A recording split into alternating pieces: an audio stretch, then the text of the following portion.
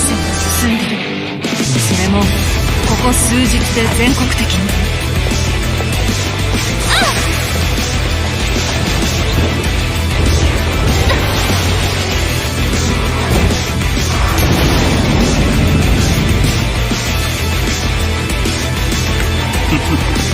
この機を逃しません。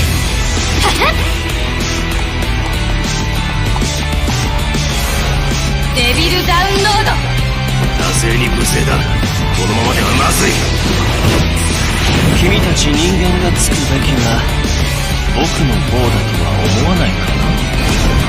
俺たち人間のことにいちいち外野が口を出してきてんじゃねえよ。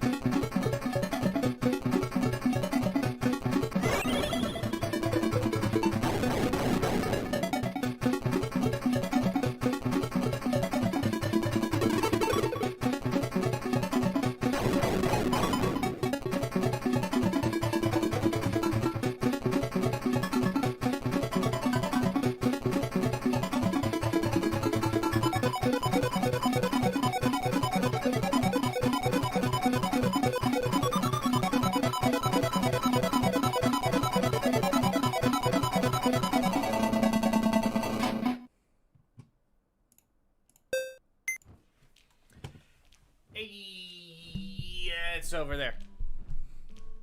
It's over there.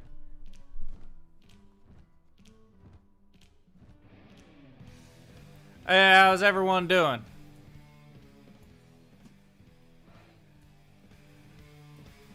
How's people doing?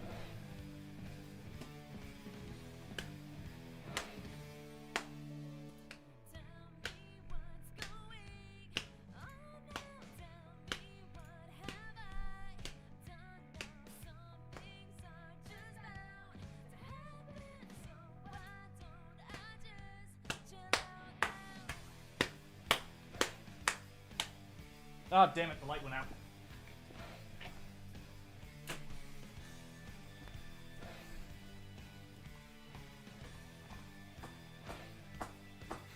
That's great. Thank you. Thank you. Appreciate it.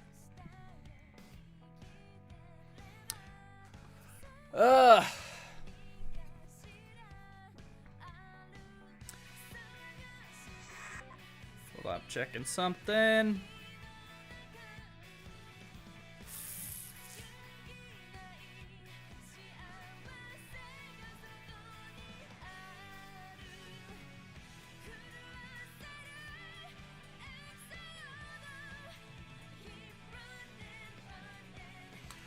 Cool. Round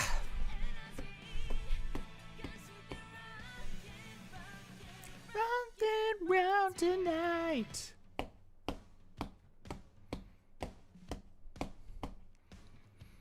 Oh, that's cool. That's cool. That's honestly, that's more than a lot. That's a lot older than a lot of people.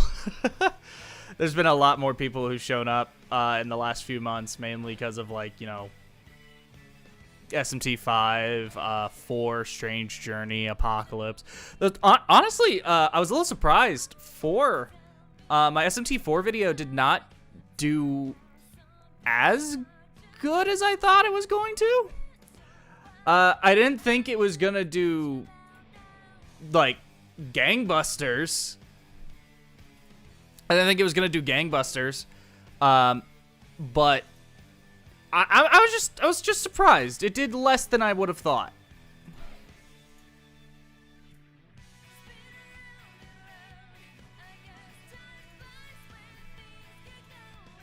It still did well. It still did well.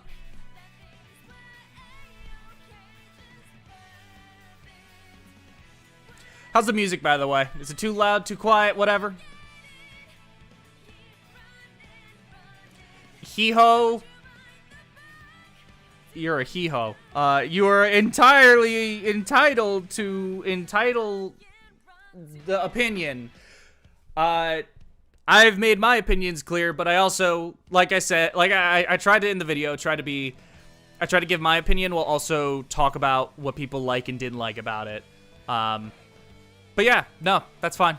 That's totally fine. Honestly, my Apocalypse video did pretty damn well. It did better than I thought it was going to. Hold on, I'm gonna take a look at this light over here, see if I can get it back on.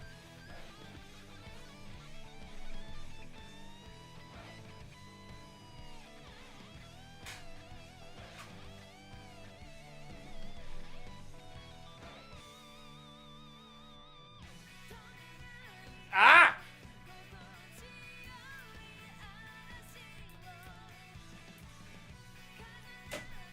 Ah! That hurt.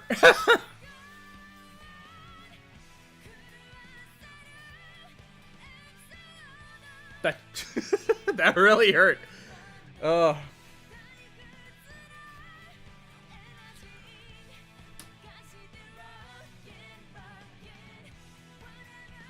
There are definitely things that Apocalypse does that I think is a lot better. I think, as you know, a lot of it's mainly on a gameplay front. Gameplay-wise, I think it's a lot better in a number of different ways. It feels overall better balanced. And I will say, in the video, and when I was playing it for the video, I said that I did not like the change to Hama and Muto. But as time, after playing 5, I think I've come around on it. I think I think how Apocalypse handled Hama and Muto was probably, it's way better than what 5 did. What 5 did, I did not like at all. I hated how 5 handled it, where it only works on demons that are weak to Hama and Muto. Essentially, completely, when you're not fighting Hama, demons that are weak to Hama and Muto, it's just fucking useless. It's useless. It does nothing.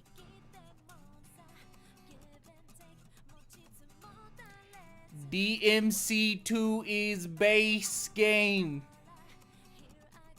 Base game. Base. Yeah, 5 seriously nerfed Alice. I remember when I was playing through Strange Journey, I think it was Redux. It was Redux or the base game. I don't know. I don't remember which one it was. But I made Alice, and Alice, god damn, Alice was in my party for a long time. Whereas with 5, I made Alice in Chiyoda about a quarter of the way through Chiyoda. And by the time I was done with the area, she had been outclassed. It's like, damn, she gone. She was really strong, and she lasted way longer than most other demons in that area, but yeah. Sorry about that. That was an anime girl that someone layered. Someone made a video where they took a PNG of an anime girl and then had her do a gross burp.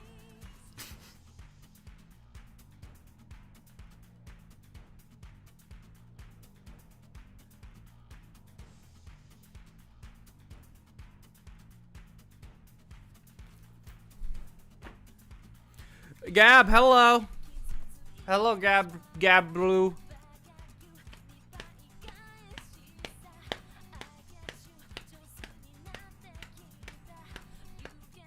Wait, let me try something.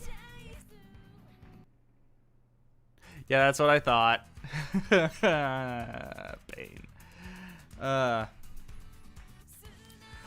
played like 24, technically more, because I had combined a few things.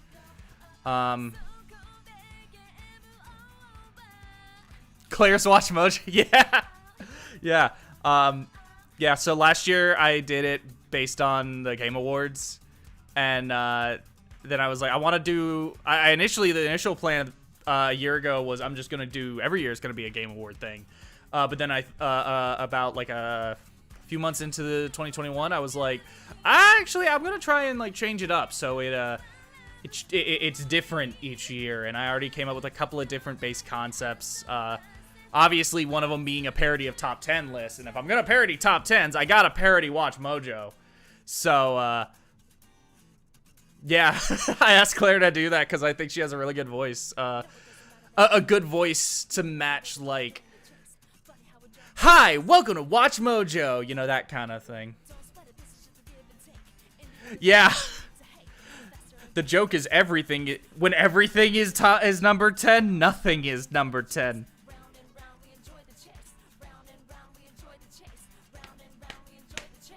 Round and round, we enjoy the chase. Yeah, like I said in the video, number one game of the year is definitely Dread. SMT5, Ben 10. SMT5 would either be number 2 or number 3. I'll be totally honest. I did really like Neo: The World Ends With You. I really liked it. Losing you! We're losing you!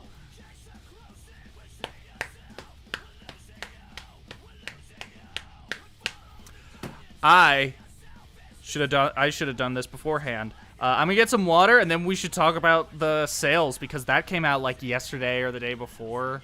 I don't know. But yeah, I'm gonna go get some water and then we can talk about it and then we'll play. We'll play some and we'll do nothing but story because I am literally locked out from gameplay at this moment.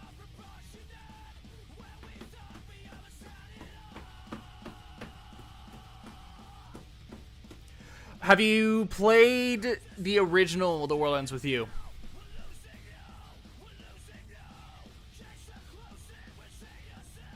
Because you could totally play Neo on its own.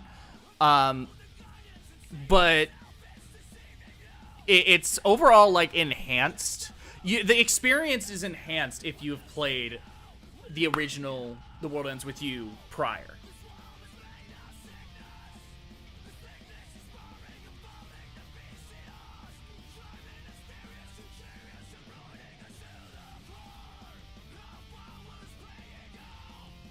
Well, Gab, that's your fault. I'll be totally honest. As I said in the video, yeah, there is no good version of that game to play. There is no definitive version. The closest to definitive is the original DS game, and how much is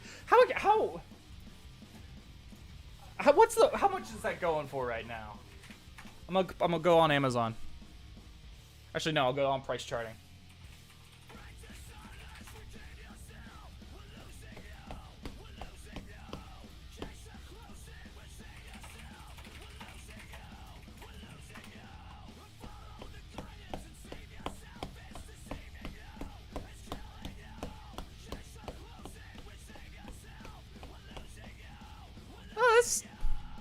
That's actually not that bad. According to price charting, loose, it is going for $36.85 USD. Collected in box is, or complete in box is $51.64 USD. And then brand spanking new is $77.43. That's actually not that bad. Meanwhile, the Japanese version of the Switch version of... Wait. That can't be right. That can't be right. It says on here that a Japanese copy of the Nintendo Switch version of Neo The World Ends With You, not The World Ends With You, but Neo The World Ends With You, is going for $260 brand spanking new. That is not right. That is absolutely not right. I don't know what's going on with that. I don't know. Your best bet, if you want to know the story, is probably to watch the anime, but as I said, I don't know how much, I don't know how good the anime is. I didn't watch it. Animation looked good. The animation looked good from what I saw. It was, I think it was one of the rare animes where the CG actually looks impeccable. Like, it looks amazing, and that's just because it's so stylized. Yeah, $200 for a game that came out within the last year, hell, the last 6 months. There's no way. There's something wrong. There's something wrong. I also, Gab, I see your cat. I see your kitty. I see your kitty. Give it a kiss.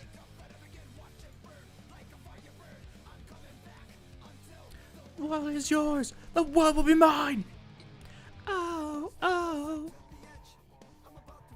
Okay, I'm gonna go get some water and then I'll be back. Then we'll talk about the sales and then we'll play the game some.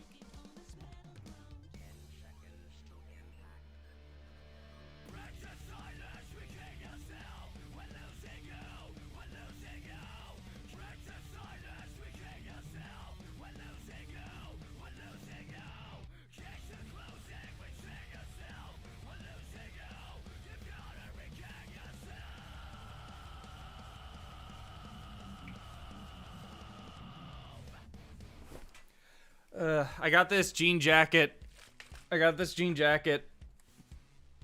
For Christmas. I only ever wear one jacket. And it's the red one that you see that Mac Frost wears. And I always feel bad whenever someone gives me a jacket because I'm never gonna wear it. And it's always nice jackets too. It's only ever during Christmas. I'll get like I'll get like a jacket or something. It's really nice, but like I always feel bad because I'm not gonna wear them. I have this raggedy 5-year-old jacket, almost 6-year-old jacket that has some small holes in the cuffs that getting a little ragged. Could probably replace.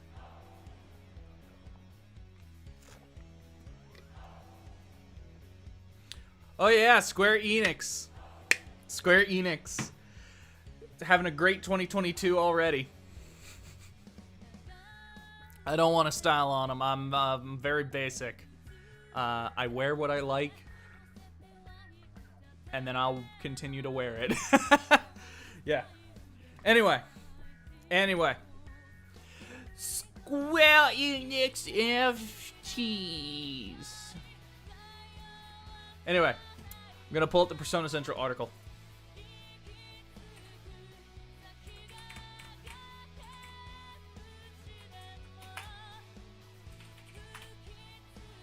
Okay. I'm not gonna pull it up on screen. Well, actually, yeah, no, I'm not gonna pull it up on screen right now. I would just want to go ahead and do this. If you guys just want to go to PersonaCentral.com, it's one of the first headlines. It came out.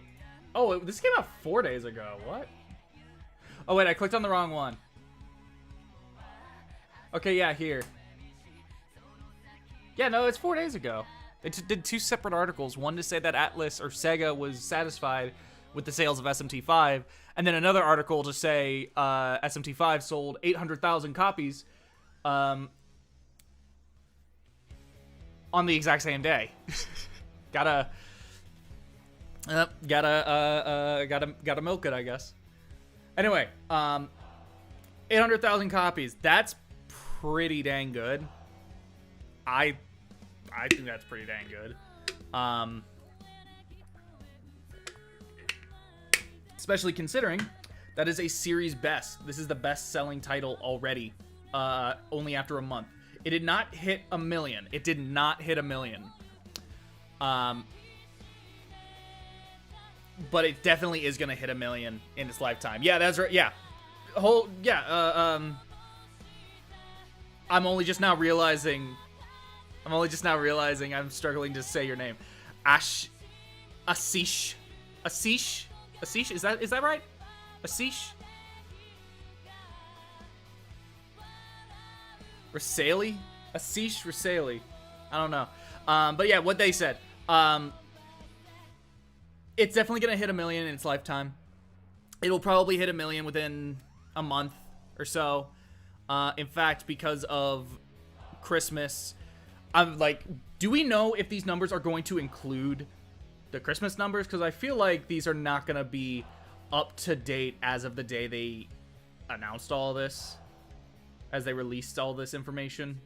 That was probably just the first month's sale. I wouldn't be surprised if, with, you know, Christmas being a little bit after this, after when this was likely released or gathered, it might have hit another good amount. Maybe not another million. I mean, maybe not hit 1 million, another 200K, but definitely a decent amount.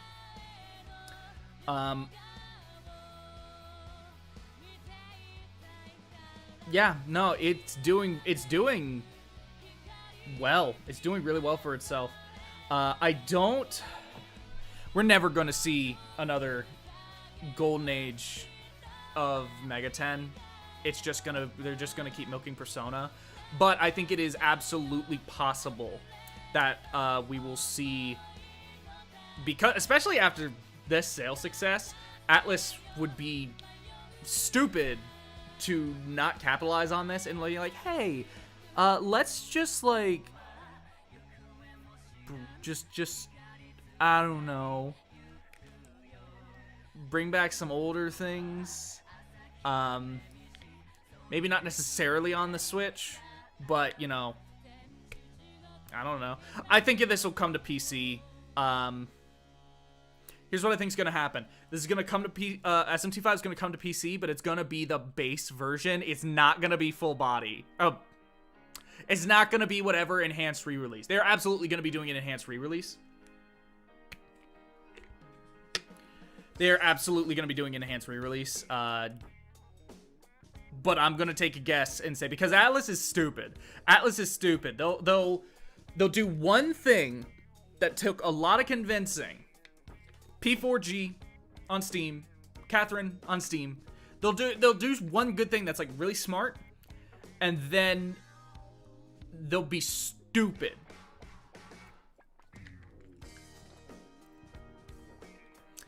We want Catherine on PC. Let's revive Catherine. Okay. We're gonna put base Catherine on PC like a month before Full Body comes out. To be fair, it was a month prior to Full Body's release in Japan, and this was specifically for Steam, which is Western. But yeah, I don't know. SMT5 gets additional DLC. I don't think it's gonna get additional DLC. You could have said the same thing about Persona 5 Royal. If anything, Persona 5 was more readily equipped to have DLC, and it didn't go for that route. They went for the Royal route. Enhanced re-releases. It is what it is. Playable Tsukiyomi. I am confident. Yeah, Japan does have Steam, but what I meant by that is more PC gaming is, I mean, it is a thing in Japan, but it's not anywhere near as big as it is in the West. New action RPG Mega 10 game. Yeah, I want a new Raito. I want Raito 3. I want Raito 3. My dream Raito game would be to take V's gameplay from Devil May Cry 5. Take V's gameplay from Devil May Cry 5. And make it... Make that Raito, but then you can swap out... You could swap out, what certain... You could swap out, like, demons.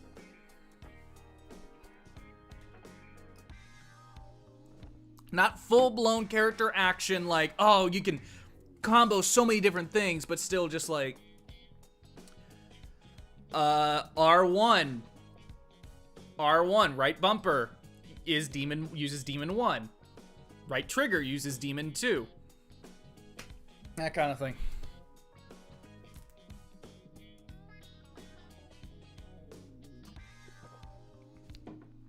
I think Redo 1+2 HD bundle. I think that would be the smartest thing. Raito is very stylish. I think they could definitely revive that because the thing that Persona 3 taught Atlas. I don't remember where I read this, but I did remember reading a while ago that there are the two most important releases in Atlas history, according to the CEO, was SMT Nocturne. And the reason for Nocturne was because that was the game where they kind of realized, like, we can't just be turning out crap. We have to be putting out good stuff. It has to be, like, we have to be putting out games, good games, with effort put into them. We can't just turn things out. And that's part of the reason why we got so many just, like, ace games following Nocturne. Unlike mid to late 90s, maybe early 2000s Atlas, where we were getting games that were just straight up garbage. Basically almost every single Atlas game since Nocturne, Atlas proper game, has been, like, very, very well critically received, and has developed a fan base of its own, even if you necessarily don't like it. The second most important release in Atlas history was Persona 3, the release of Persona 3. And that was the game that taught them that they needed to have, like, a certain level of style to their games. Because it not only made them more attractive for people to buy, but it also just gave them a lot more personality and got people more into it, into the experience. And while you could definitely argue that there is still a style with, like, classic SMT and all those things, there definitely is a style. They can't not have a style. You can see how Persona 4 and Persona 5 stylistically are a lot more... They're a lot louder than, say, Nocturne or, you know, earlier games, or even Digital Devil Saga. Digital Devil Saga HD, I would love that. I don't think we get it. I think we get Raito 1+2 before then. But anyway, Raito is very stylish. The point I was getting at is Raito is very stylish. They're good games. Maybe go back into Raito 1 and make a few changes, a few quality of life stuff to make it not as ass. But go, you know, I think they could definitely, that would still fit in with what they want to be doing now. Oh, hi. Hey, hold up 1 second.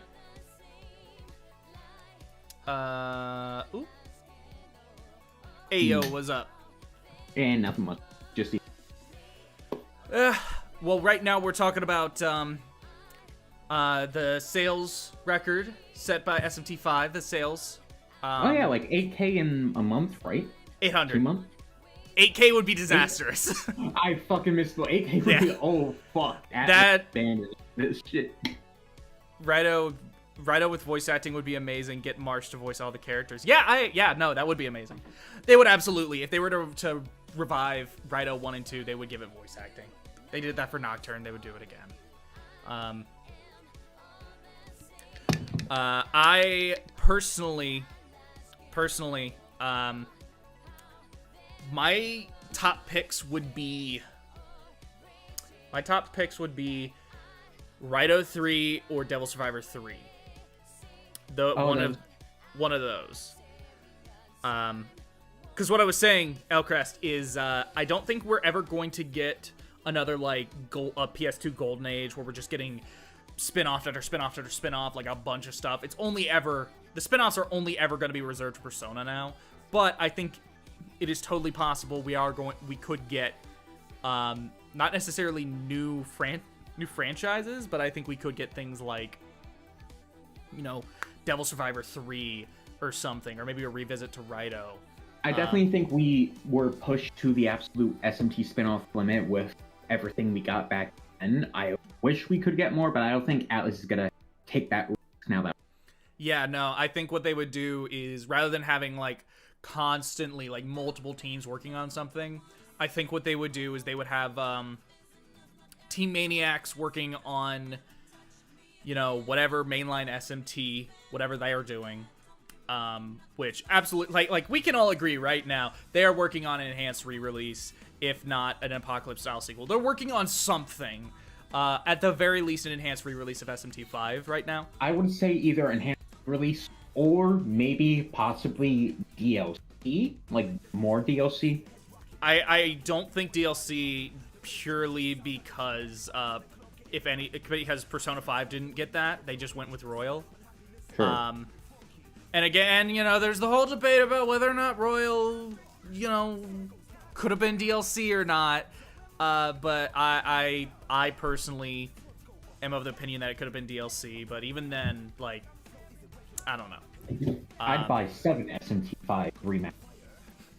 Yeah. But anyway, I think what they would do is they would have the main Maniacs team working on whatever. And then once they're done with the enhanced re-release, rather than immediately jumping on to, say, SMT6, I think they would probably try and reuse those assets to do something else. And then maybe one other team working on something else, you know, such as Devil Survivor or maybe a Raito thing. I feel like Devil Survivor is most likely if we are to get a third entry in a Mega 10 spinoff, but I would prefer Raito just because I think Raito is cool. I do think that current SMT spin-offs are safe to continue. So, like, they're already established. Worry. Yeah. I think they're also, and like I said earlier, but now just so Elcrest can hear, I think they're gonna eventually bring SMT5 to PC, but it's gonna take a lot of they're gonna do it in the dumbest way possible. They're not gonna be smart about it and be like, okay, here we go. No. When has Atlas? No. When they had to be convinced by Sega of America to release Persona 4 Golden on Steam. And then once they didn't think it would do well. Yeah, and then once it did gangbusters, the lesson they learned is, you know what? We should bring back Persona 4 Arena Ultimax. That's the lesson we got from this. Not that we should just keep putting this game on other things. Yes, we do need Persona 5 cart. But yeah, I think it's eventually going to come to PC. They're just going to do it in the dumbest way possible. Whatever that is. As for Persona spin-offs, I want more Persona 4 stuff. Fuck Persona 5. I love it, but please, more Persona 4. Elcrest, I'm going to tell you right now. Yeah. We're going to get Persona 5 Arena, and then they're gonna do Persona 5 Arena Ultimax. That's gonna have grown-up versions of Persona 4 characters, and that's all you're gonna fucking get. What the? That is all you're getting. That's all you're gonna get. Is this how Persona 3 fans felt? Probably. Probably. I mean, hey, at the very least, Persona 3 fans, like, eventually got a spin-off. It was just one of the worst a modern new spin-off, but it just so happened to be one of the most cash grabby spin-offs possible that Atlas could have done. It fucking sucked. Like, Persona Q was a great way to do it. As much flaws as there are with the character rating in there, it's a good spin-off. So, like, I can see that as a respectable Persona 3 spin-off, and as well as 4, but what the fuck was dancing? Oh, man. Like, Unpopular opinion, I wish I'd honestly be fine if they kept Persona on PlayStation, SMT on Switch. I'd be fine with that, just because nothing would change if they were to do that. I would be fine with that because I don't think they're necessarily hurting. There's no real evidence that they're hurting from keeping them exclusive. It's just they have nothing to lose by, you know, later down the line porting games over. Yeah, that's why I think they will do. They'll just keep their latest console blocks always, and then yeah, release Desu on Xbox to even the playing field. Anyway, what are the odds of them releasing the rumored Persona 3 remaster remake for the 25th anniversary? I think it's totally possible we could get a Persona 3 remaster. I don't think we're getting a remake. I think we're gonna, if anything, we're gonna get a remaster. I definitely think it'll be a lot closer to what Spencer said of, like, the remaster being put out there and then Persona 4 being bundled console. Wait, did I just cut out? I mean, a little bit, but I mean, it was still totally legible. Okay, so hearable. Yeah, I just think that what Spencer said is most likely where in consoles are just like the two are. You cut out there. Fuck! The two are, and then just silence. The two are most likely to be bundled together on console. Yeah, I hear that. Demicro, thanks for the super chat. Where's my SMT on Xbox? I got a Series S for Persona 4 Arena. Yeah, no, that's... Yeah, no, they should absolutely, totally. Man, Xbox has just given up on Japan. They really have just given up on Japan. Yeah, I feel like Sega's the only thing supporting. Yeah, anything that's coming to Xbox is Xbox. The only reason why any Japanese game is coming to Xbox is because Xbox themselves is approaching these developers and being like, hey, listen, we want you to do this. No, this is not for the Japanese audience. This is for the American audience who likes Japanese games. Because they're definitely going... Xbox, you know, with Game Pass and everything, they're going a lot less for... We're going to have exclusives and more... We want to just be as broad as possible. They're going in the hard opposite direction of you can have everything on Xbox. Which I honestly feel like the technology and the ability for all that just hasn't really been there until more recently, that you could have everything on Xbox. I wouldn't be surprised if in 2 decades or something, Xbox is no longer like a console. It is like a platform. It is like a streaming platform. Not literally streaming, but you know what I mean. I think I wouldn't be surprised if the physical boxes goes away and it becomes like a service. Because they're acting way more like a service lately. And I gotta say, the direction they are going, at least, is very interesting. Oh, they're the most pro-consumer out of all the big three right now. Yeah. Easily. Nintendo, it depending on the day of the week, I would say Nintendo or Sony is the least pro-consumer, is the most anti-consumer. It just depends on the day of the week. I don't know. But yeah, I think the sales are fantastic. They're really good. I've seen some people say those numbers are really low, and like I think these are the people saying that 800K is a low number do not understand what the sales for SMT have been like. And not only that, but I think they don't understand that like 1 million units is standard for like big AAA Western games, but for like these smaller games like for SMT5, they're a bit more niche. They're Japanese. They're not necessarily like the big budget type stuff. Just under 1 million is fantastic. So yeah, I wouldn't be surprised if SMT5. It's never gonna do Persona numbers, but it's at the very least gonna do 1 million. It's also currently on track to. At the moment, it's actually selling at a faster rate than Persona 5 did. Persona 5 a month in had not sold 800K. I mean, I'll take it. Yeah. Like, it just shows SMT really does have legacy.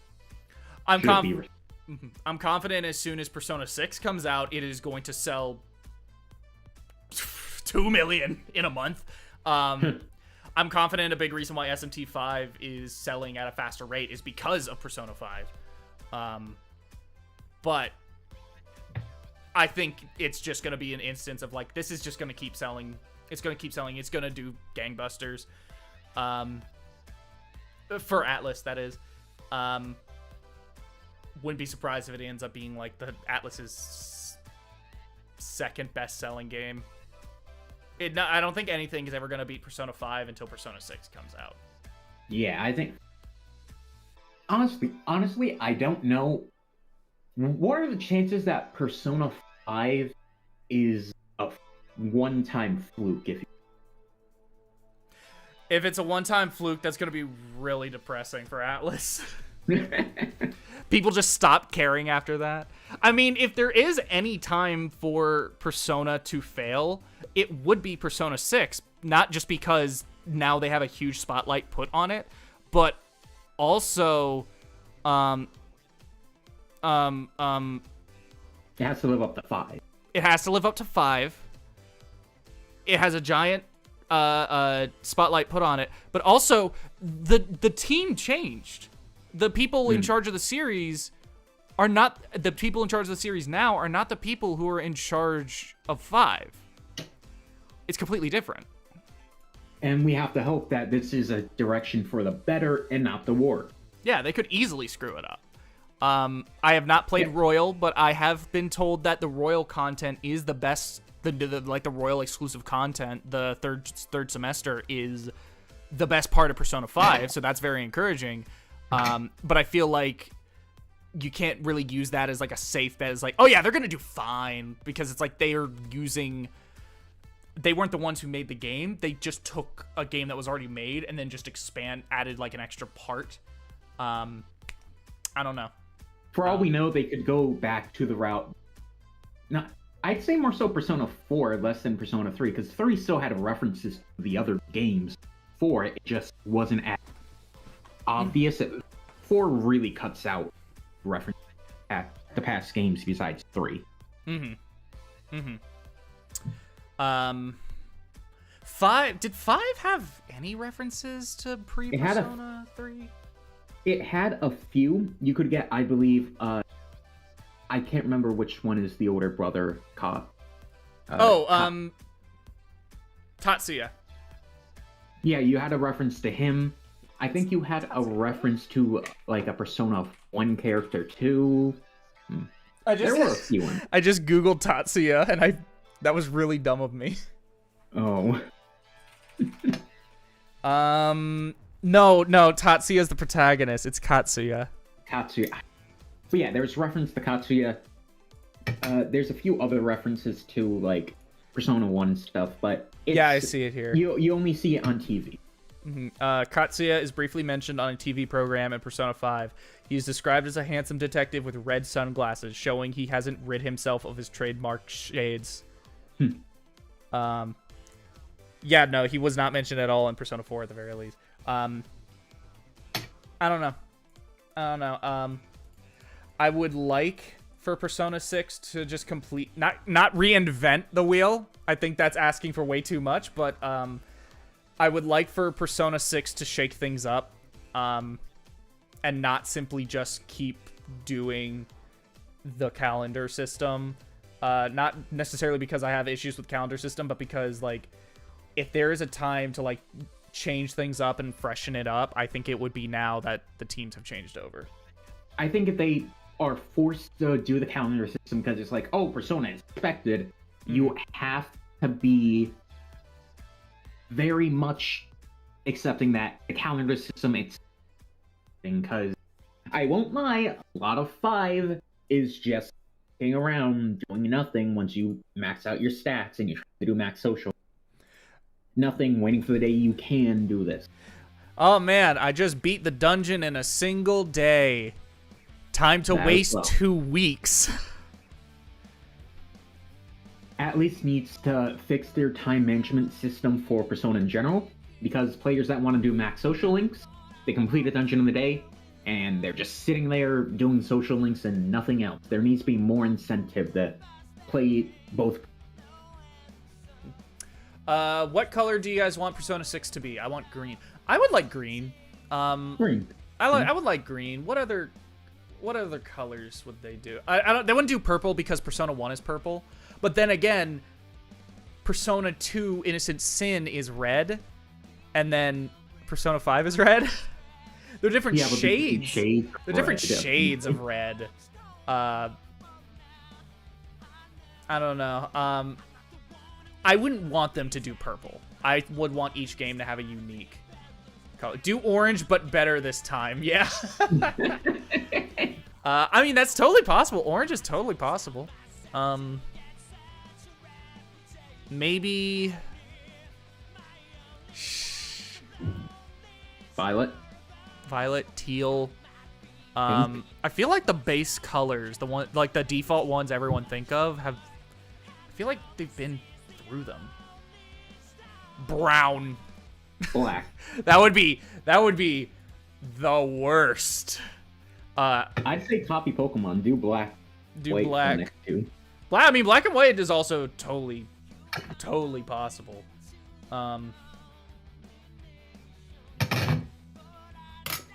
And I apologize to anyone who heard that. Yeah, it's fine.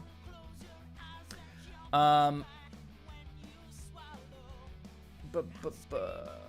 don't know. We'll see. But I think what's next for SMT is they're absolutely going to be focusing on enhanced re-release. Whether or not it becomes an Apocalypse-style re-release, who knows? That'll just depend on how things go. Because the only reason why Apocalypse happened was because they had too many ideas. Apocalypse, they had too many ideas, and it just expanded into a brand new game instead of an enhanced re-release. So I don't think that's necessarily... We shouldn't necessarily expect that. We could want that, but I don't think we should expect that to be the standard for mainline now. If 5 does get an enhanced re-release for, the bet's that they add... They add what? I guess. Add Bayonetta. Add Bayonetta. Come on, do it. Do it. Just do it. Add Bayonetta. It would probably be one of, like, the least difficult crossovers you could do. That's actually, really like, a different... that's actually, like, not an Atlas game. Yeah. Oh, yeah, I don't think Persona 6 would flop financially. It would just... It's really more critically. And I think the main question with Persona 6 would be not necessarily would it flop financially, but more would it match Persona 5 financially.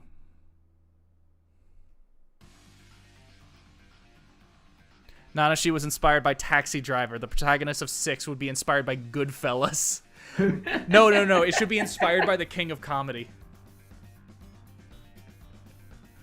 And then like in 20 years, we'll get a game where the protagonist is inspired by the Joker. Which? Oh, that'd be great. Which there are 3 Jokers technically now. Yeah. Just imagine the only Persona 2 reference we get is the fucking a character inspired by the Joker. Yeah. Do you not remember the Joker, people? What? Which, real quick, before we get into it, I feel like we've talked for a good while about this. Before we swap over to the game and just do story, I wanted to say, why did you see the supposed rumors / leaks about the Flash movie? No, crap. So, potential spoiler warning. There are some leaks about the Flash movie, about where things were going to end up post-Flash. Because, you know, the whole theory is that it's going to be a Flashpoint type thing, where it's going to kind of be like a soft reset of the DCEU. Essentially, the way it would soft reset is it would keep all of the stuff that has been well received, you know, Aquaman, Wonder Woman, Shazam. It would definitely keep Flash, which I feel like Flash has been fairly well received. Ezra Miller's Flash, even though he hasn't had a standalone movie yet, but I don't know, he's gonna stick around. But it would be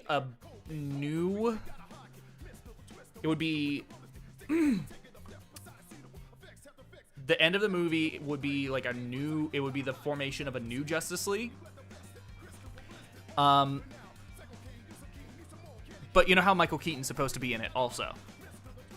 The Bat. Yeah. Michael Keaton's gonna be in the Flash movie. The idea, according to these rumors, is that Flash is gonna do a thing, and then he's gonna go do his thing, and then, oh man, Ben Affleck isn't Batman anymore. He changed things. Now Batman has existed for a much longer time before all these other heroes started popping up, and it's Michael Keaton's Batman instead. But he's old, so he's gonna be more akin to Batman Beyond Bruce Wayne. Okay, where he's so we more could get Terry? Well, that's the thing. One, the description people have said is that he's gonna be more akin to, he's gonna be less so, Michael Keaton's gonna be running around at 70 years old as Batman. He's gonna more be, a Nick Fury type / Batman Beyond, where he's more of like an intelligence guy who's like kind of like leading the group. But then you gotta have a Batman. You gotta have something Bat. You gotta have something Bat. Put the Justice Terry League. in. It's not Terry. Fuck off. It's not Terry. But guess who it is? Who?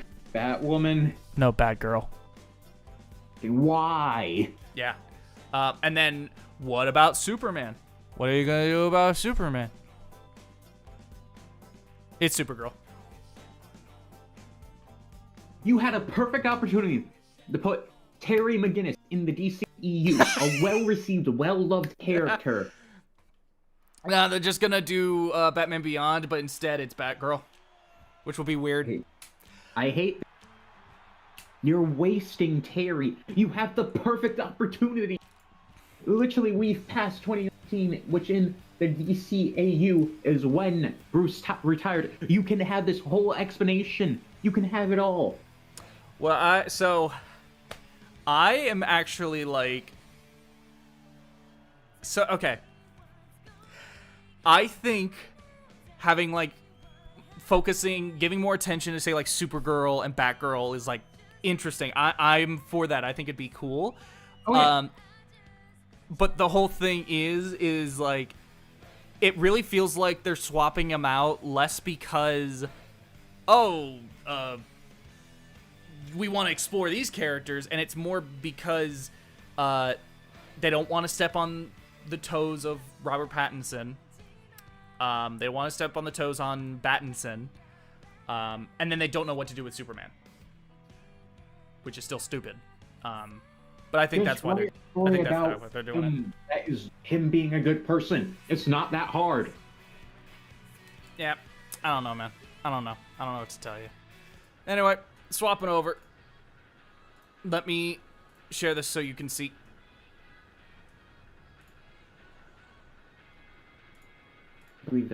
There we go. Is it going for you? Is a going. Stream at 5 FPS still. I don't know why Discord's this dumb, but...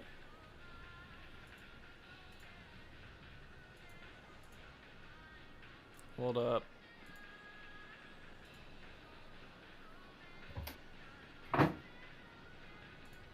Let me... Here, I just lowered the resolution. How's it look? Oh, it's perfect. Much better? Yeah, 30 FPS. Cool. It's at 720p instead of 1080, but I think you'll be fine. It won't. Whatever. Who's on call with me? It's Elcrest. He's here basically every week. I'm basically his co-host. I'm his co-host, Nathan. Nathan Fielder. Can I be employee of the month? I did a good job. I got you more. I got your business. I got you more business. Can you give me employee of the month in front of your the other employees? And then give me like $200 in front of them, and then make them all pat me on the back and tell me I did a good job. What? This totally isn't me manifesting something or projecting something. Anyway, as the title says, as the title of the stream says, we are locked out of gameplay, of combat, so we're just doing story. Final battle. This is the final battle. What do you think you're doing, Goto-kun? Audio's not working now. What the hell? Using the gate is prohibited. Was it working before? I thought... was there music on the title screen?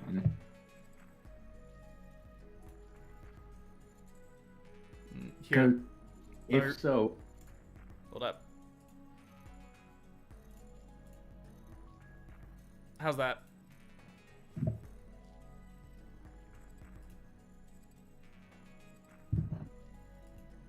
Still nothing. What the fuck?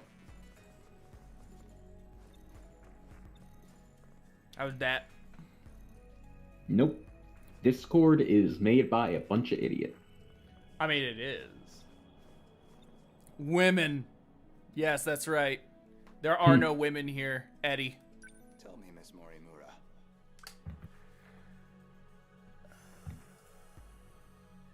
Well, I mean, I'm streaming it to you. I don't know what else I could do. I don't know either. It might be on my end. I'll be back. Oh, okay, yeah, go mess with that. Yeah. For now, we'll just keep going. I have some theories myself. I'd like to know if they're accurate. For example, the true location of the lost nation of Yamataikoku. And The lost nation of what? Incident, how Oda Nobunaga really died. Unfortunately, my paper in middle school was bound to the failures of our historians. In theory, I could update it into a full report. In theory, at least.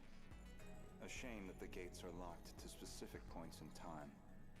What are you really working towards? It's simple. I want to know the truth.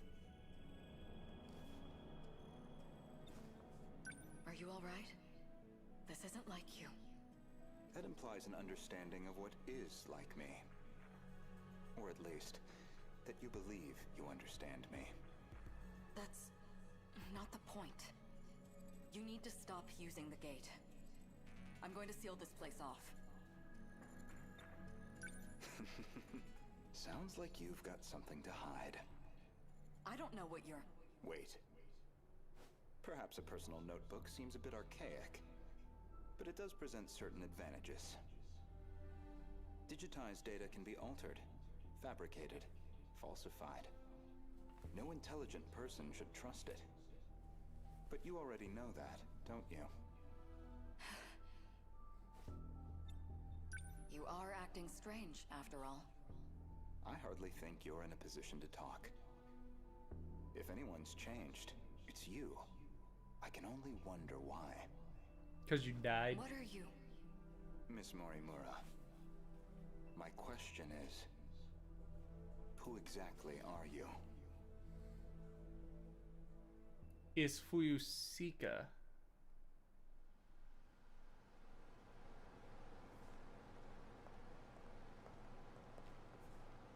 So, did the scout unit have anything for us? Well, the surface is a total loss. The automated factories are all running at full capacity. They're mass-producing kaiju.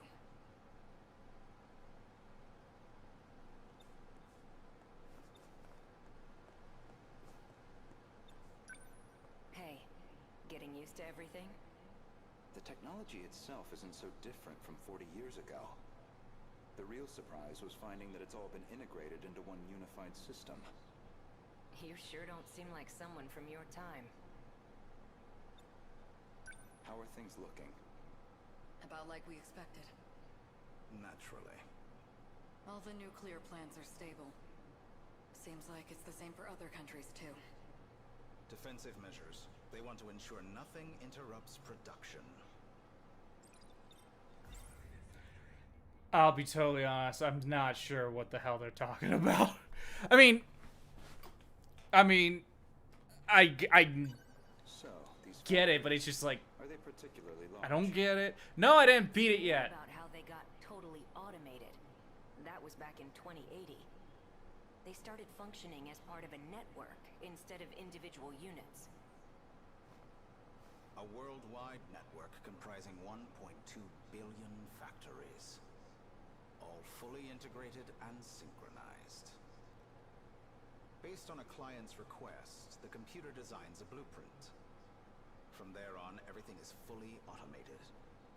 Assembly, production, even cost-effective ordering of parts. The human element was no longer necessary for those processes. So it's a manufactory that can mass produce anything on a global scale.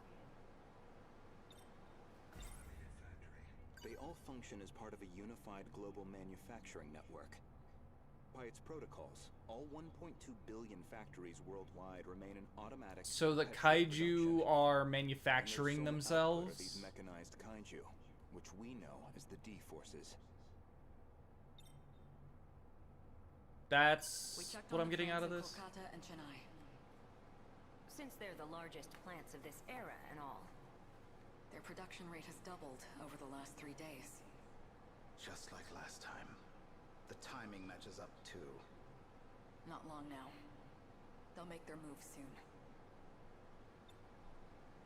Morimura-san, regarding my home time, that is the year 2064, you're certain we'll face a similar attack? We don't have long until they appear in 2064.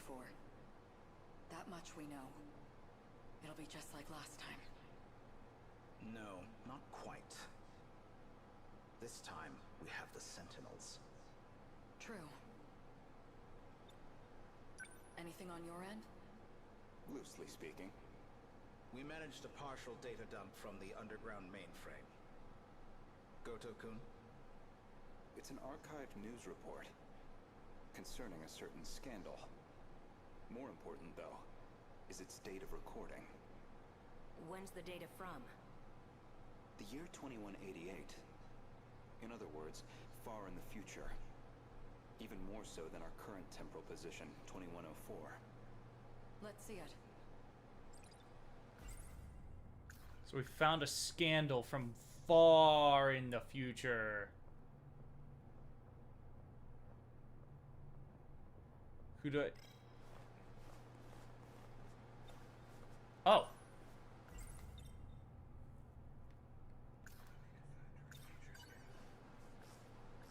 Before dawn on the 20th, 8 Newman Inc. executives were taken into police custody.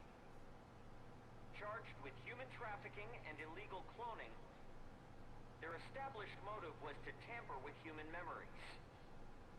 Authorities consider this an organized effort and are pursuing further charges. Mind-hacking crimes have been on the rise in recent years. By exploiting nanomachines such as interlocutors, malefactors can overwrite stored memory information in cerebral synapses. This technique has recently been used to enable other associated offenses. These arrests come after a string of similar cases, including culprits criminally downloading memories onto another body. Okay. Evidence suggests these are attempts at a kind of technological reincarnation. And we've already seen more than 460 arrests connected to this practice. A log concerning the scandal involving Newman Inc. The report is dated 2188. Some of their executives were taken into police custody. The crime in question was apparently attempting to use nanotechnology to, in theory, take over physical bodies. So using nanomachines to essentially control people. I didn't know it was even possible to download memories. The crime apparently occurred in June of 2188. Ida-kun. That's not all. Let him finish. Regarding this Newman, I found one more log that could be relevant. Is that a grown-up Goto? Is that a grown-up Goto? That seems like a grown-up Goto. This report is from March, about 3 months prior to the other log.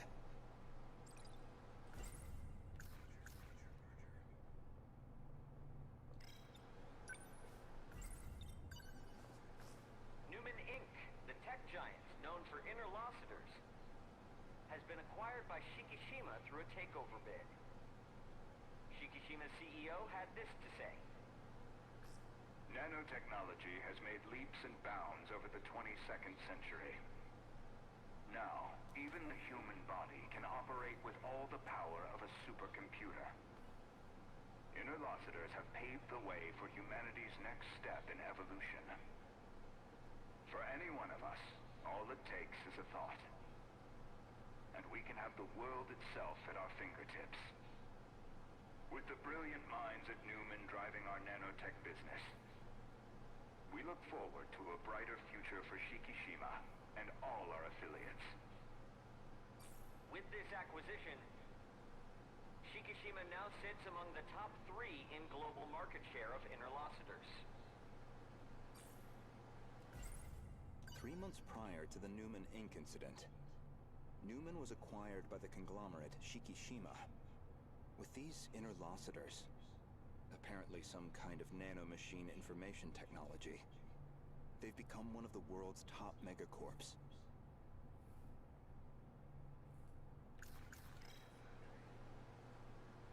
I don't know if Elcrest is talking, but his bubble's just green. It's just solid green in Discord. They kept talking about those interlocutors. Those are like the You think that's nanomachines. the nanomachines inside our own bodies? Most likely. So Shikishima's at the heart of this, too. At least we know we weren't wrong. This all began in the future after all. Still, 2188. 2104 is the furthest we can shift into the future. It's a shame, but I don't think we can verify this ourselves. I think we should drop this lead for now.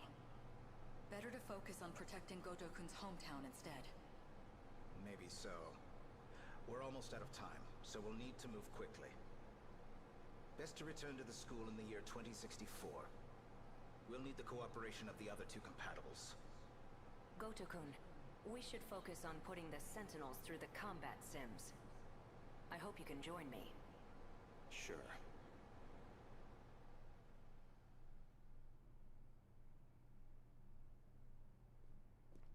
The final battle. Who is... Morimura. Making arrangements in 1985 proved somewhat difficult. I'm sorry we've had to remain here the past few days. Not much we can do if it's an emergency. What the hell? Is Miss Morimura? This is Miss Morimura? I have to ask. Was it absolutely absolutely necessary to dress me up like this. Does it bother you? Considering the age you appear, well, it struck me as the most inconspicuous choice.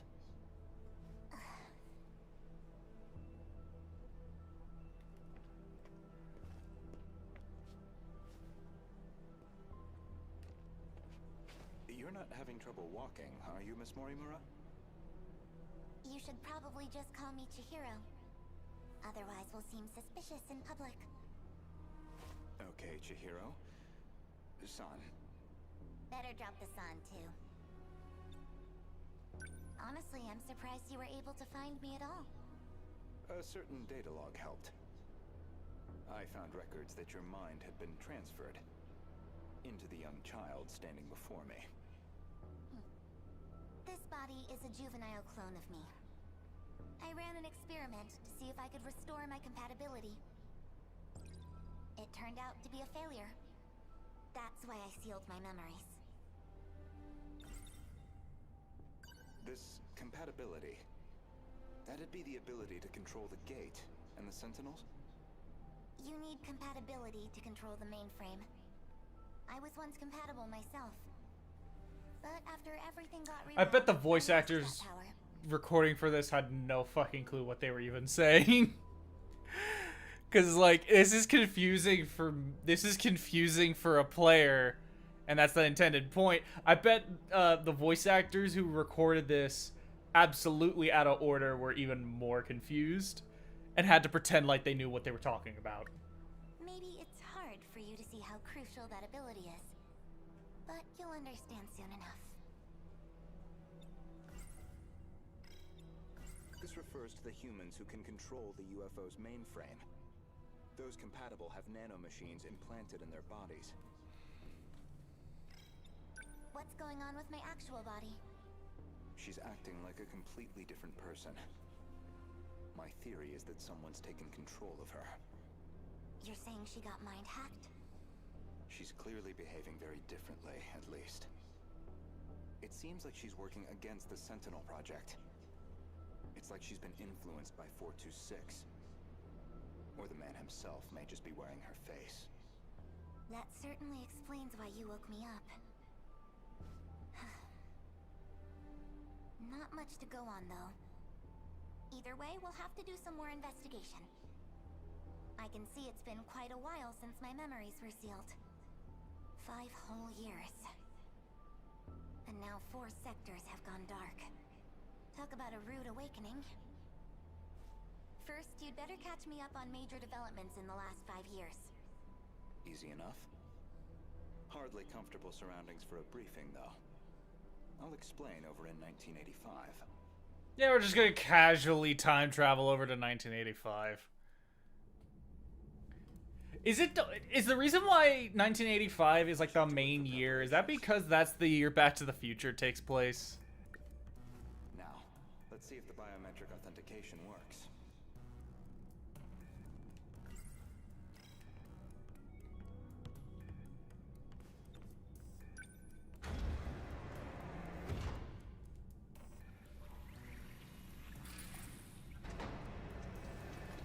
Did it go through?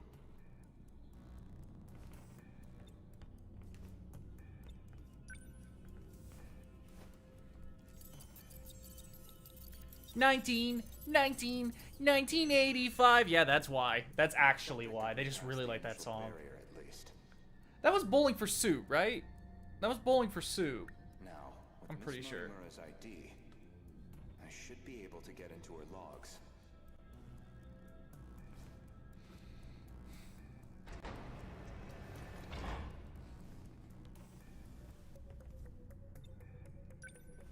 Found it.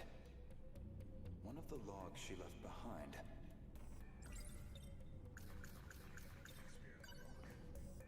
Today's date is March 2nd, 2100.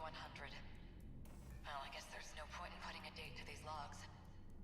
We've probably got 4 years left until the invasion begins. I ran an experiment on my clone. I wanted to see if I could make her more compatible. I had more than enough data stored in Sector 0. She would have had all my memories. However, I could not establish compatibility in the clone. No more than I could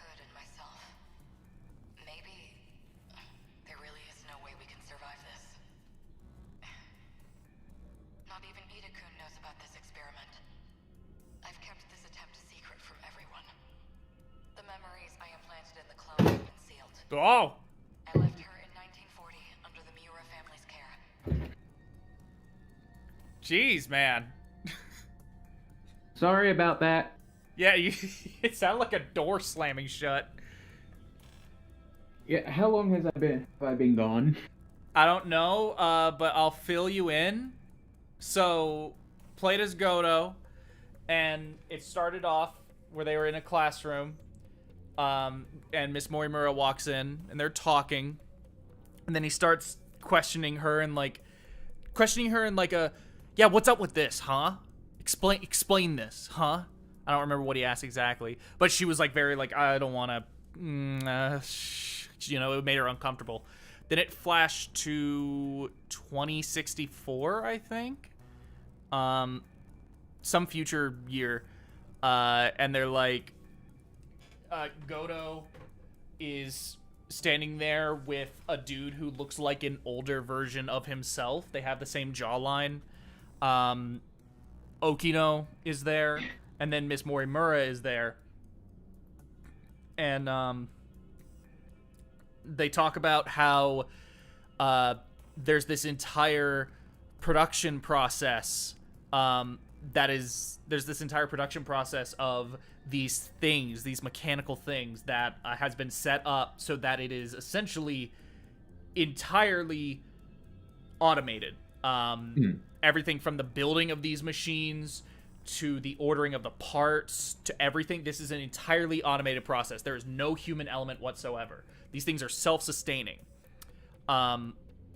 And I assume it's talking about like maybe the Deimos or something, because the Deimos are like these robot thingies, but they're also like giant monsters, whatever. But then Godo talks about how in his research, thanks to the ability to like access the future and the past and stuff, not only did I learn that the reason why they keep going to specific years is because they are only allowed to time travel to specific points in time in which there is what's called a gate. So they can only go to specific years. They can't just go willy-nilly.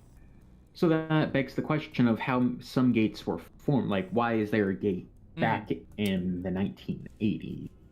1980s, 1940s, 2023, whatever.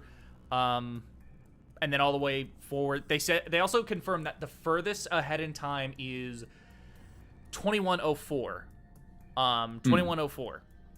And that's when the attacks happen. But despite the fact that he couldn't go into the future, Godo was able to look into the future and was actually able to receive some reports from the future involving this company that had like this massive scandal. In which a bunch of their scientists were arrested for essentially, it was like this nanomachine company that was working on nanomachines, and then 13 of their scientists were arrested because they were experimenting and trying to use the nanomachines to essentially try and control somebody and implant new personalities and new identities in people. Okay. By, without their knowledge whatsoever. So they have these nanomachines in them, and then they're able to abuse those nanomachines to just completely rewrite that person. And then Godo says, well, that's not all. It's not simply just there's a scandal where their scientists got arrested. There is also a report in which 3 months prior to this incident, a Japanese company bought this company. And it was this big deal. And then 3 months later, scandal. And then they're like talking, and they're like, well, we should probably like go do something. And then Okino's like, hey, Godo, we should probably go like practice in the Sentinels. So then it cuts away to a sequence in which Godo and also Godo's from the year 2064. I got that confused. The scene where they're talking about the scandal and stuff is in 2104. The year that Godo is from is 2064.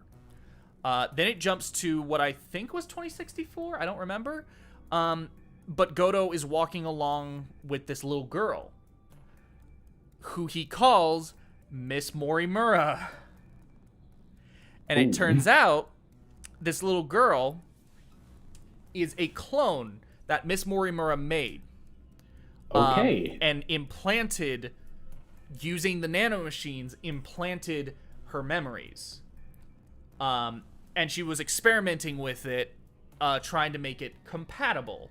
And then compatibility essentially means if you're compatible, it means you can summon and use a Sentinel.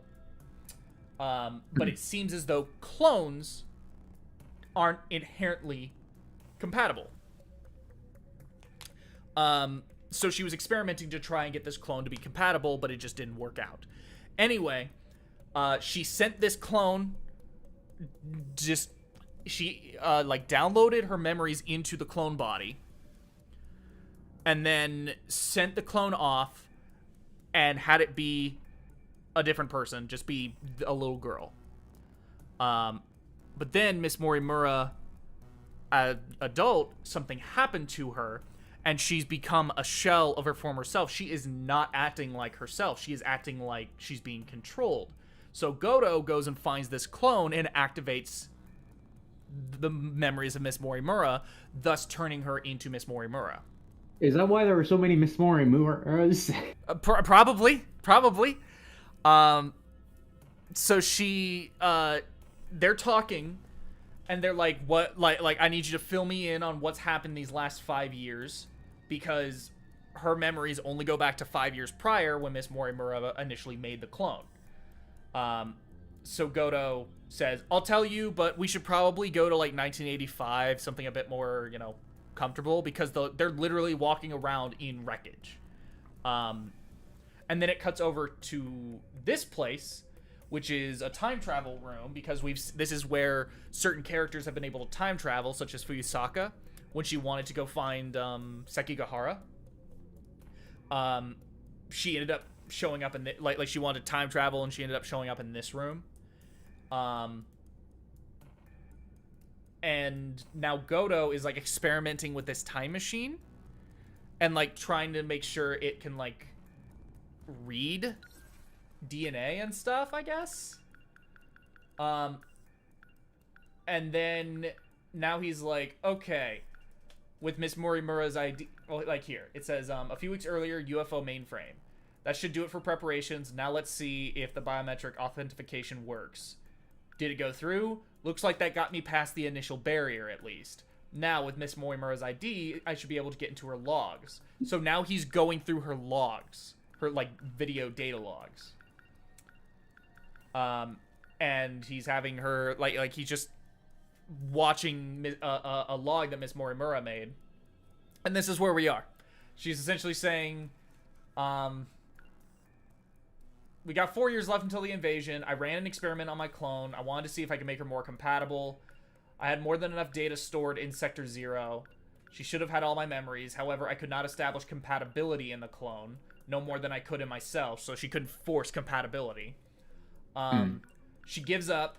Not even Ida-kun knows about this experiment. I've kept the attempt secret from everyone. The memories I implanted in the clone have been sealed. I left her in 1940 under the Miura family's care. Then there's Keitaro Miura. So how is he going to connect to this? And that's where it is. He's just watching this data log, and he's learning about Miura's clone, I guess. Right. So that's where it is. Fun! You missed quite a bit. Yeah, and it turns out it didn't mean anything to me because I can't fucking hear it. I missed it for nothing. Oh, well, you still can't... Wait, you still can't hear it? I still can't hear anything. What the fuck? What the fuck? Hold on. This is why Discord is run by a bunch of idiots. Oh, wait, no, this is... What?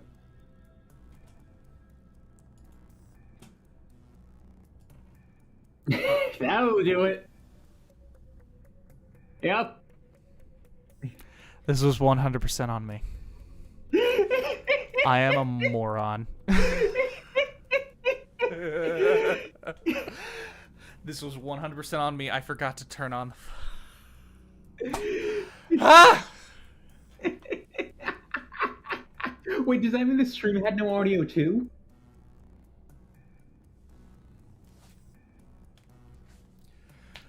Yeah. Mac? Hi.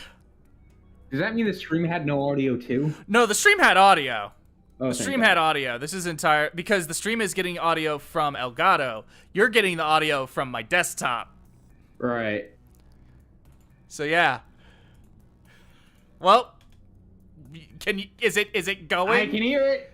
Can you hear it? Is the frame rate good? Is the FPS good? Everything's perfect. Cool. Let's keep on going. Let's go. Her own person. Someone separate from me. Until they invade, at least. So there are like 50 more, right? There are potentially a million of her. Was she basing this project off of those memory overriding crime reports? All in an effort to achieve compatibility? So compatibility isn't just a matter of differences in the nanomachines. And here's where he talks about... So automated factory is... They all function as part of a unified global manufacturing network. By its protocols, all 1.2 billion factories worldwide remain in automatic, perpetual production. And their sole output are these mechanized kaiju. Yes. Yeah, they're making the kaiju. Forces. Hmm. 3 months prior to the Newman Inc. incident, Newman was acquired by the conglomerate Shikishima. With these interlocutors, apparently some kind of nanomachine information technology, they've become one of the world's top megacorps. A log Scandal. concerning the scandal involving Newman Inc. The report is dated 2188. Some of their executives were taken into police custody. The crime in question was apparently attempting to use nanotechnology to, in theory, take over physical bodies. This refers to the humans who can control the UFO's mainframe. Those compatible have nanomachines implanted in their bodies. That methodology sounds familiar. Was she basing this project off of those memory... Oh yeah, I already did this one. There's more. Oh, more logs. This file looks like the last thing recorded. Peter-kun didn't make it back either. The remaining Sentinels are infected. No good to us. We're running out of options. We'll have to resort to Operation Aegis. If we go that route, we'll be risking the future of humanity itself. How do I make the call on a decision like that? But I don't know how else he and I can survive this. This is my only chance. Ida? Ever since the battle that ended with the Sentinels infected, Miss Morimura has been pushing this operation as one of its fiercest supporters. The final log that Chihiro Morimura left on the UFO. She speaks at length on Operation Aegis. Her goal is that he and she would ultimately survive, even at the cost of humanity's future. The question is, who is he? Izumi? Maybe. It depends on which Morimura this is, because there was one Izumi that wasn't. Puzzling. Yeah. There's a log registered under my name. Yeah, there's one Morimura in which she killed him. So Yeah, as you said, we were married. It's like, wait, what? As far as I know, I've never recorded anything like this.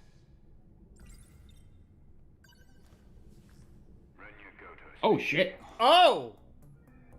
Oh no! Confirm receipt of payment. And I'm sure you can see to the details. This is the guy, this is the CEO of Shikishima who bought out the company that had the scandal. Damn. Oh no, Goto. Clear. I want her dead. Any means necessary. W- Execute her. Oh. Stop the project. That's not my problem. It's in your hands now.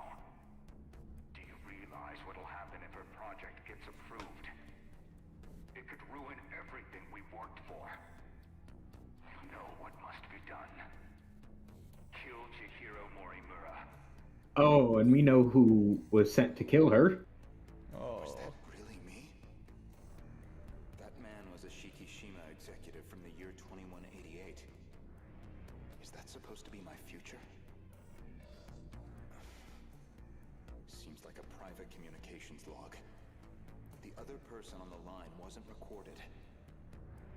But it's clear enough what they're talking about. That was an assassination order on Chihiro Morimura.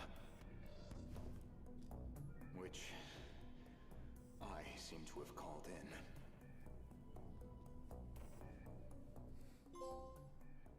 Okay, that's actually very interesting. Mystery files. Renyagoto. Renyagoto comes from the future, the destroyed world of 2065. With calm and patience, he brings the Sentinel pilots together, always keeping an eye on their ultimate goal. He acts as a leader to the other students. Then the one from 2188 is the CEO of the large conglomerate Shikishima. Woman who looks like Miss Morimura. In truth, she is the woman known as Miss Morimura. Whoa! Wow, I never saw that coming. Who would have thought? Aegis system. A terminal self-defense system. When the Aegis system is activated, the kaiju won't be able to invade a specific range around it. It takes 2 minutes for the system to activate. Operation Aegis. By hacking the underground mainframe computer at the moment of the kaiju attack, the terminal's Aegis system self-defense system will be force activated. As a result, terminals will automatically attack and destroy all the kaiju. However, activating the Aegis system will render the time machine useless. Oh, we read this. Okay, cool. Some of them just didn't carry over. Hello, August. How are you? Those with the compatibility. Those with the capacity to control the gates, Sentinels, and the mainframe. In an experiment to see if she could transfer her compatibility onto her clone, Morimura used her data, which she had saved in Sector 0, to create her clone. However, this experiment failed to establish compatibility. Sentinel. The Sentinels were ready for use after the 2104 Kaiju invasion. The first time they were actually used in battle was 2064. I'm enjoying the... Am I enjoying the game so far? I'm enjoying the game so far, Gab. I'm enjoying it. Earlier they said something about the Sentinels being infected. What does that... Yeah, something about them being infected. I don't know. There's so much. So it goes, Dream Team, this is where Fuyusaka comes to Pasha's looking for a cat, but immediately runs into the bushes and gets away. When she looks back up, she sees Jiro Kurabe and Shu Amaguchi talking to each other in secretive tones. Just been chilling, and you? I've just been chilling. I put out that video earlier today. You know, just kind of... Was Sonic EXE in it? I watch it. Oh, yeah. Sonic with a real-ass knife is in there. Don't worry. Yes, good. He's in there. I will say, you gotta have a quick eye. He's in there. Okay, I'll go through the video frame by frame. Good. It's 40 minutes long. Okay, so Secret of Truth. Renya Goto tries to use the gate in the science room, but Chihiro Morimura finds him and objects. Goto had noticed the change in her attitude and has been suspicious of her current state. Oh, so he's suspicious that the Morimura that's back in time with them in 1985 might be the one that's, like, being controlled, maybe? At the mainframe, Renya Goto looks at Chihiro Morimura's 2 logs as well as the log of Renya Goto. That was the last thing, yeah. So this begs the question. Okay, so we know there's a Morimura that was with Jiro, correct? Yes. Where is she right now? Because we know there's a fuck ton of them. Which is which? Has she appeared? Is she the one in the black suit? Like, what's going on? I think the one... I think the one dressed up as the school nurse, pretending to be the school nurse. Theory, I think that one might be the mind-controlled Morimura, because Goto was suspicious of her and she objected to him looking any further into it. Whereas I think the one that's in black, it's a bit more difficult to tell whether or not that one is being mind controlled or if that's actually Morimura. I feel like you could go either way there, but I'm just gonna go out on a limb and say all the ones that have her as a nurse is her being mind controlled. And that Fuyusaka, I'm gonna guess that Fuyusaka is actually the clone version of the little girl. Is the little girl clone of Morimura. Yeah, I can see that. That at some point Goto takes back to 1985 and then turns off the Morimura memories, and she goes and becomes a different person. Which is why she can become a compatible, right? Yes. Or something. Yes, though they said in the moment that she wasn't able to make her clone compatible. 100% there's going to be a thing later where it's like, oh, we did it! The clone's compatible now. That's what I'm predicting. Yeah. So at the moment of the playable characters, Kurabe he's a new memory. He's a new personality. Fuyusaka, I am confident, is a new personality. Yakushiji, Sekigahara, and Goto 100% know what is going on. They are from the future, much like with Kurabe and Fuyusaka, but these three know what's going on. I'm confident. I don't think any of the characters we've played as thus far have been from 1985. I just had an idea. What if some of the times we play as certain characters, it's a different version of... I think that's totally possible. I think there was a segment in which we played as Fuyusaka. Yeah, that's what I'm talking about. Yes, this here. A Memory of a Dream Iori Fuyusaka had. This is when Fuyusaka, Izumi, and Shinonome, the girl with the bandages on her head, that was the three of them were in the UFO. I'm gonna guess that is her before she properly becomes Fuyusaka.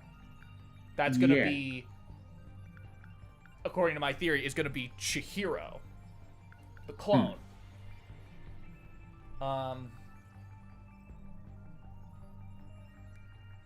Where the rebels hid. A Memory of a Dream Jiro Kurabe had, the two of them.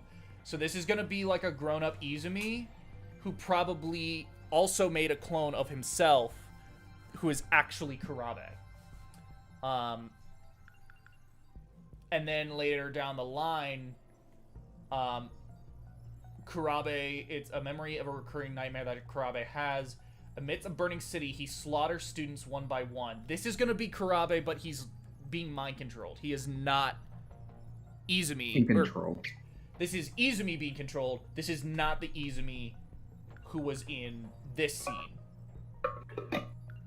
So we can assume that the one that was controlled, that did get with Morimura, at some point, the reason why he went berserk is because he was being controlled. Yes. This, at that bridge, stand off at Sumeri. Sorry, I didn't realize you were reading it. Reminder of a time in their relationship. Cannot forgive him for his this, even as his words hard, she braced herself and trigger. Okay, so this I would assume is, in terms of the timeline events, he time traveled back, and maybe at some point he was broken out of that control, where he regained control of himself. Mm-hmm. So that's why it seems like such a different tone as to why he's like, I guess, somber in a way. Because he doesn't seem like, oh, yeah, I'm gonna murder. He seems more somber in that scene. Yeah, he seems more upset.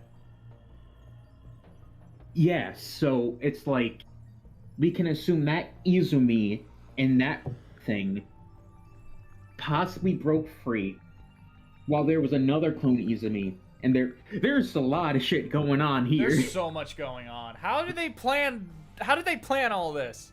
I don't know, but it's really interesting. So this is the scene where they're talking about the nanomachines and how Goto was able to look forward into the future. This is when he becomes distrustful of Morimura, the nurse. This is him and how he learns about the clone. Then it goes down to once he finds the clone. Waiting for Solitari. I thought we did this. I don't know.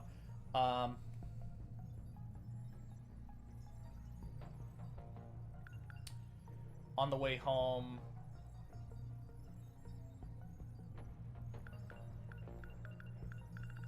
I don't know. I don't think we have anything past that. I don't think there's anything else. What about him getting shot? Oh, counting out student ID. Sekihara meets Uyori Fuyusaka at the front gate and returns her student ID. So this is after Fuyusaka has wiped his memories. I'm gonna guess that Fuyusaka, that Sekigahara. I'm gonna guess that Sekigahara, what he did here is he didn't so much implant a new personality, he just blocked off access to his memories.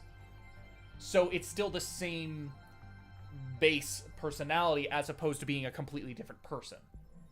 Right. It's more like it's more like he forgot he doesn't remember anything and his memories have been wiped as opposed to I am a new person, period.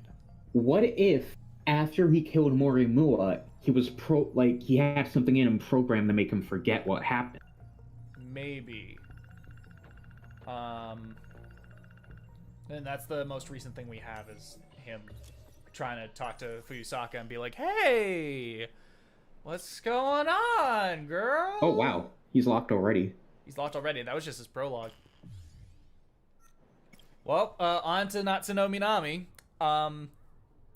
Without playing anything past her prologue, I'm going to guess this is the first character we're going to play as that is actually from 1985. I'm just going to go ahead and guess that. Because from her prologue, she seems too... 1985-y. She seems too uninvolved with everything. I feel like her involvement in things is going to come more as a result of her following this little robot and having her own little ET adventures as opposed to being someone who was like already deeply involved like all these other characters. And before there somehow is a twist that involves her even deeper than most characters. Probably, I don't know. I'm just gonna guess that her starting point is actually 1985. Yep. Because everyone else is somewhere in the future. That's the robot. That's BJ. Oh, hello. Is that not the robot we shot? It might have been, or it could have just been a robot that looked similar to it. His name is BJ. He's an alien that came from a highly civilized planet. His mission was to protect Earth from other evil aliens. Secret agents as far as I'm aware, she's just made that shit up on her own. Because they make it very clear that she's like a massive sci-fi nut, and she adores E.T. So I mean, technically she's not wrong though, because the kaijus. Yeah, the kaijus are these alien things, but they're also like robots. I'm gonna take a guess. The UFO they keep going to, that is actually a UFO that landed on Earth, but it started doing things, and it caused all of the D-forces, the Daimos, and the Kaijus to actually start to become a thing. The UFO is the only thing that's actually from off Earth, but the D-forces and the Daimos and all those are technically alien because they are part of an alien program, but they were really made on Earth. That's what my guess is. I don't know. Call the Men in Black. No one really knows much else. Sentinel number 17. Created to fight against the tripods. Okay, so she knows. At this point, she knows. But she's not saying kaiju, she's saying tripod, so... Yes. So it seems Tripod. like she knows something. If I had to guess, tripod. Well, they also acknowledge War of the Worlds, and you know they're called tripods in that. If I had to guess, she is calling them tripods not because they literally are tripods, but because she's naming them after things she knows. It makes most sense, at least there. Yeah. I can definitely see her being from 1985. I do feel bad. E.T. came out in '83, right? Yeah, 'cause I that can was look that up right now. that was the year of the crash, the video game crash, Locking you up in here. and they tried to force the game out to meet the winner, but the movie released so late, and they didn't know it was going to be a big deal. 1982. 1982 was the crash, Yeah. or the movie? No, movie. Okay, the crash was. Double check when the crash was, because I'm pretty sure the crash was the same year. It was 83. Should have I been. don't know where else to keep you safe. Alright. Video game crash of 1983. 83. Mm. Okay. Yeah. Like I told you this morning.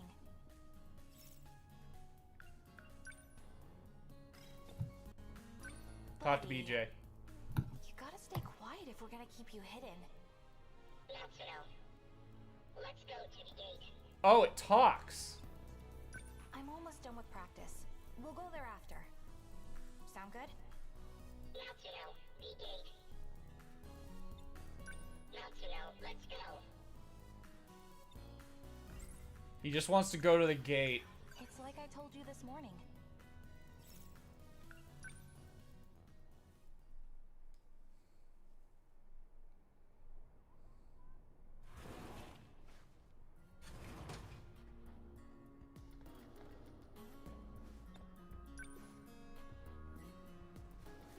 I'm sorry, BJ.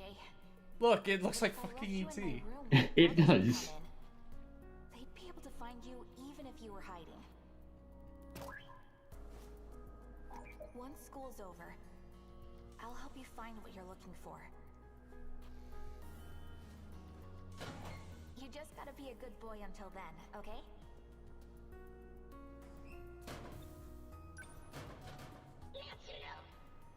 Gate. You gotta stay quiet or those men in black will find you. They really do seem to be everywhere.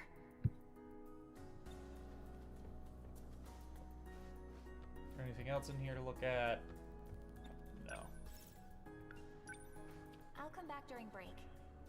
Just stay quiet until then, okay?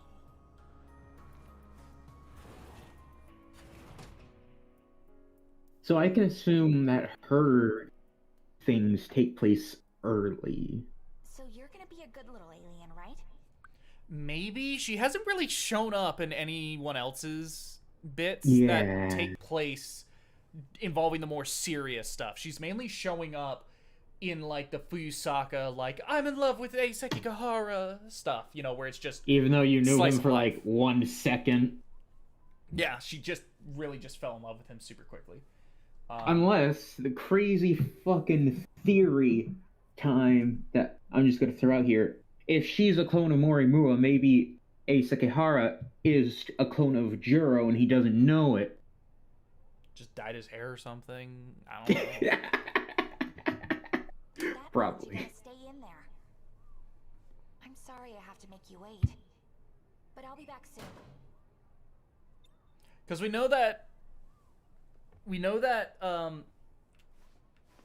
adult Morimura and adult Izumi were involved. Right. Then Izumi and Fuyusaka,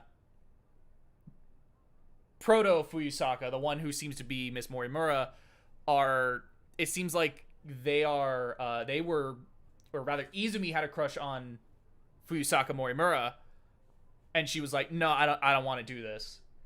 Then something happened and Izumi went back in time and met Yakushiji and they just started to develop a relationship. But then Nurse Morimura came in and wiped Izumi's memories and told Yakushiji this has to happen, whether or not it's actually, you know, being beneficial or if this is something else, who knows. but Izumi and Yakushiji were an item, and then Izumi started to lose his memory and became Kurabe. So that's kind of like the romance, weird-ass love triangle thing, but it's based more around... It's based less on, we like the same person, oh, what are we gonna do? It's more based on identity and the idea of... the idea of identity, and whether or not, if you're both occupying the same person, can multiple people be in one body? That's what I'm getting at. And then also clones.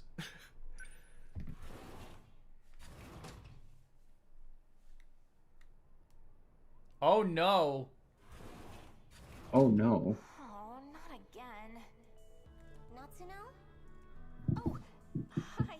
How did you not see her? My room gets raided by my little brothers pretty often. Either way, I can't leave BJ at home. As for the track room, no one goes in there until after school. If I put him in my locker, odds are no one would see him.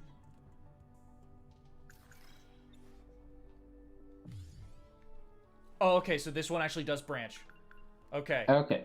This A lot is of the first experimenting to do here. This is the first one since Fuyusaka, that it's allowed to branch. Everyone else, Yakushiji, Sekigahara, and Goto did not branch. But to be fair, Sekigahara and Goto were like one line, and then they locked off. One line. Oh. It's yours, right?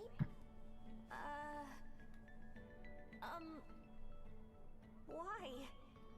You always put it in your locker. Oh, you saw, huh?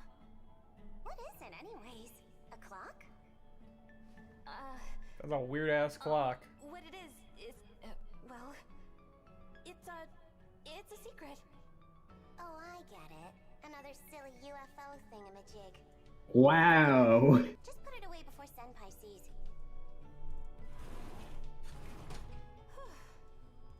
Oh boy. Oh boy. She's gone now. Natsuno, find the Sentinel. We must go to the gate. We must... I guess go to the gate. Oh, not the PE bag. I wanted to examine the locker. I gotta be careful. This is confidential information after all. If BJ is about to be seen by someone, I'll just hide him in my PE bag. Crisis averted. If BJ is about to be... I'll just... Crisis... Oh. Oh. You don't have any idea, do you? What would happen if they found you? You'd end up in Area 51, dissected on a table. You're in Japan. I'm pretty sure you'd end up in the equivalent of Japan's area. I mean, considering the fact, I'm pretty confident that even in the Japanese version, she would be referencing all of these American Hollywood things. Oh, 100%. So she probably would have gotten the idea of Area 51 from a lot of these movies. I wouldn't be surprised if they actually are saying Area 51 in the Japanese. Oh, 100%. I think that's probably what they are saying. It's just that, no, it would be the Japanese equivalent of Area 51, if anything. Yeah. Yeah. It's active young mind. Yeah. If that makes sense. Let's cut our losses and get out of here.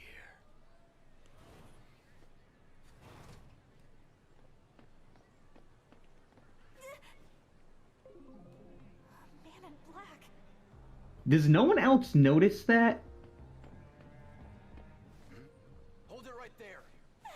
Crap. I'm going to need you to show me what's inside your bag. That's not suspicious. Stop. I'm surprised she didn't scream, for help. Has she tried reporting them to the school? Or, asking some students to help? Oh no. He going. I think you hide in a classroom. point. It's just like, I'm gonna guess the verging point is how I hide from this guy. yeah. Oh, no, it's not. Oh, wow. It's back there. I do different things. This really sucks. Go downstairs.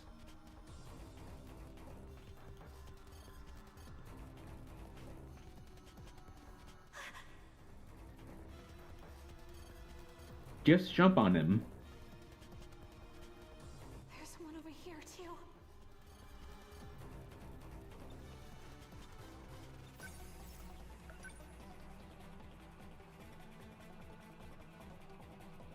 What do I do?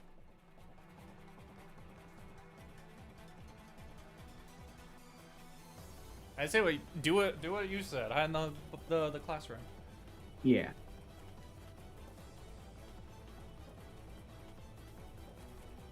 This really sucks. Well, if it isn't Minami. Oh, we have help. Takun, What's up?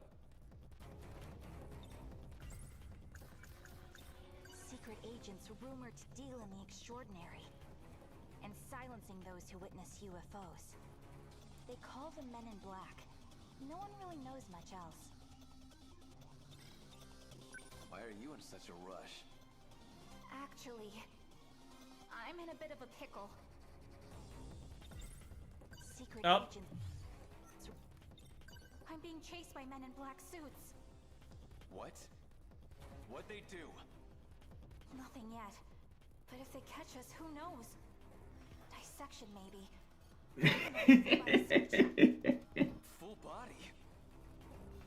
So those clothes will probably be in the way. No, what? What? You know, that little outfit. Dude, what the hell? What? What are? He's. You mean the spacesuit? What? Oh yeah. They take the whole thing No, off. like. Oh my What God! the fuck? Every nook and This cranny. man. What is wrong with both of you? They're both insane. Lucky mother. I mean, I mean, those six best. He's a pervert. She's a dumbass. Perfect combination for each other.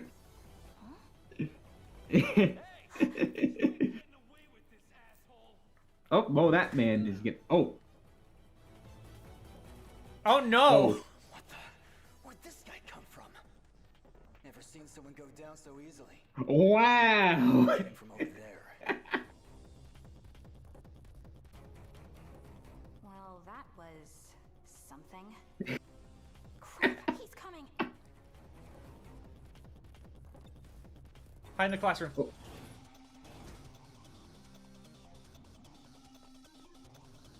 Someone I've was never just seen some guy go down so easily.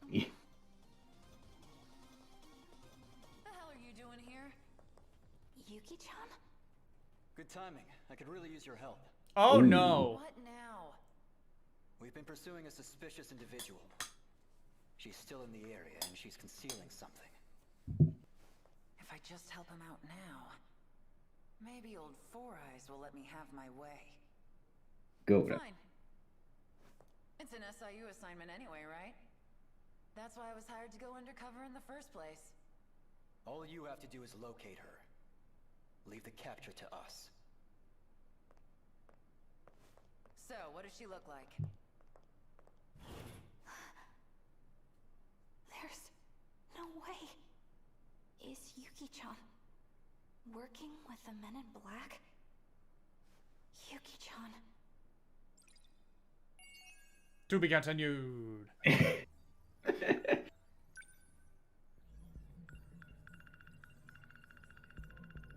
I'm sorry, he went down like a bitch. He went down like a bitch. To be fair, he is kind of a bitch. It seems like what was updated is something that I haven't unlocked yet. Ah. Man, if only I could get more mystery points. Am I only gonna be getting like 1 or 2 mystery points per battle? Or is it gonna like start increasing? Or are there gonna be other ways I get more mystery points? Or like what? Because it feels like It's a grind. like there's a ton of files that I could very easily unlock everything just by doing the game. but like there's a lot of them, and you just get mystery points very slowly. All right, let's see where she takes place. Yeah.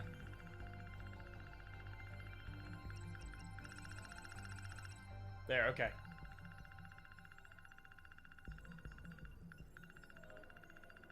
Oh, damn. This is a way down. Natsuno, Minami, and BJ are being chased by men in black suits, hide in the classroom. Natsuno is shocked to find out that her best friend, Yuki Takamiya, is working alongside a mysterious organization. Okay, so let's double check when she meets BJ. Okay, so her story starts like a quarter of the way in, based on the meter on the timeline on the left. She starts like a quarter of the way in. It's very likely she literally has nothing to do with this and got dragged. Yes, that's my guess. Because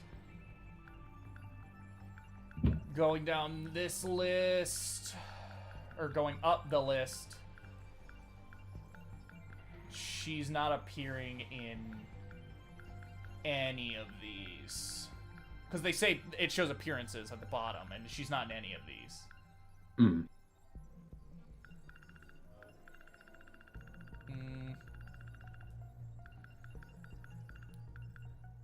Yeah, Natsuno Minami.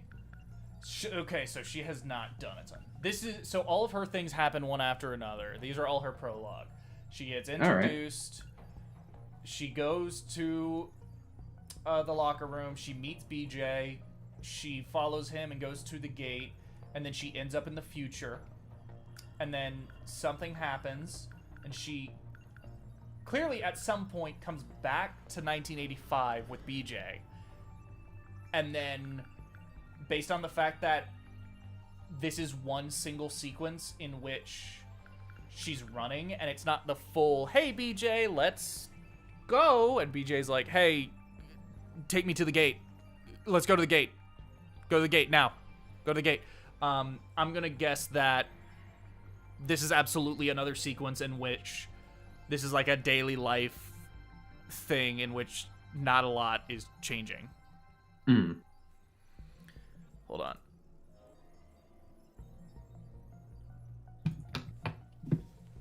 Okay. Back to Remembrance. Play more of her.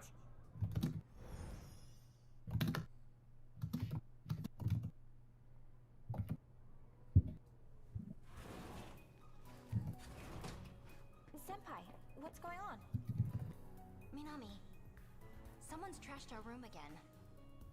Also, watch this.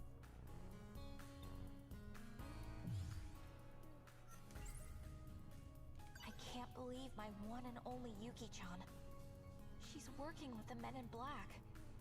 That means she can't know. She can't know about BJ. My room gets raided.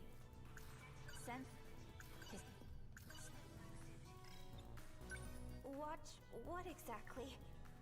Shh, stand over here, quietly. Watch the laundry basket. Oh, BJ's in there. Oh no. Did you see that, Minami? Crap, this is bad. You know what I think this is? An alien? Tanuki? Spy camera from a peeping Oh. Tom. Oh. It's the same creep that trashed this room. He must have set this up.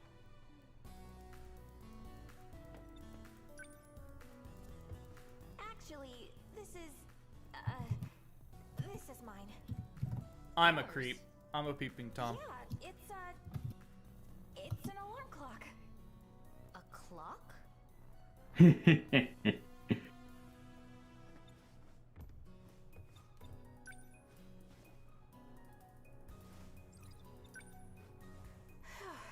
I gotta be careful. This is confidential information. Yes.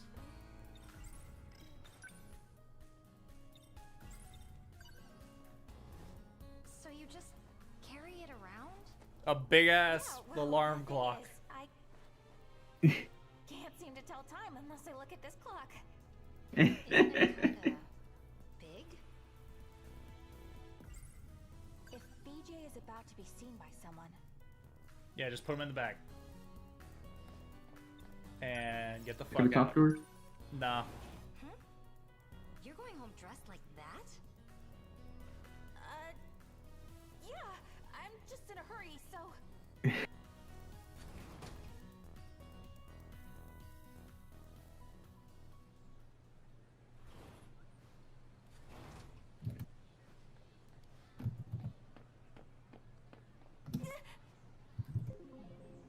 Man in black.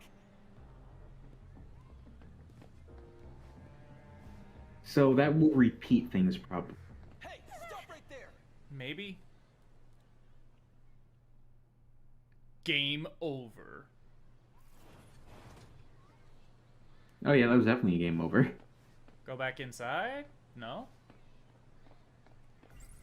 I can't believe she's worked that mange. Man in black.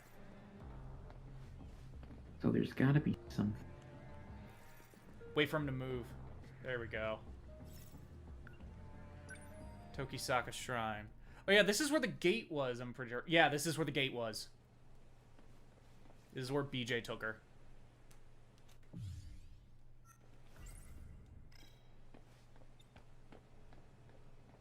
Anything around here? No. Okay, we're here.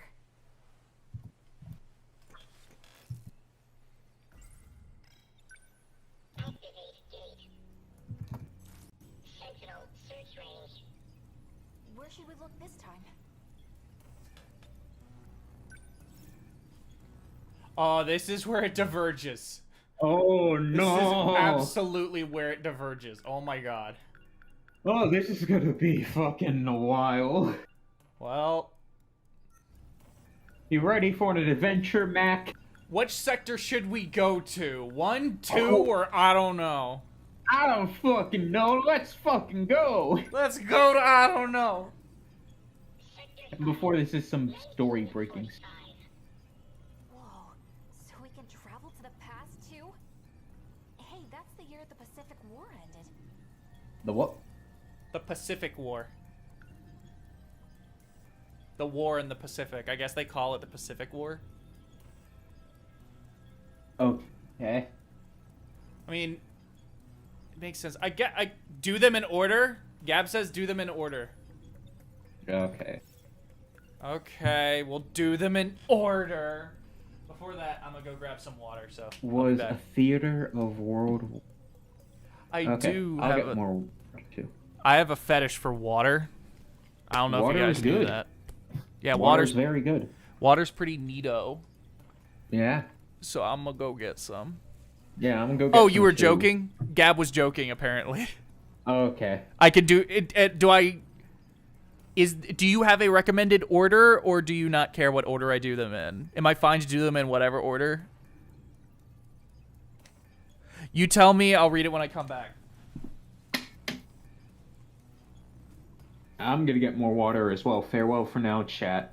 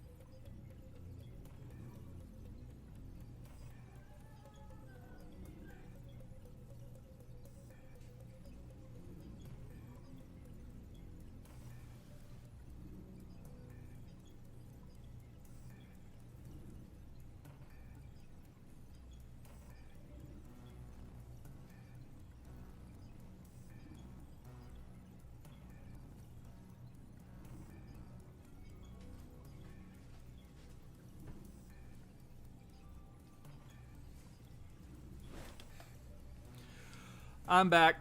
Where did I put the controller? It's over there. Also, every time I say water, I really mean G Fuel. Drink G Fuel.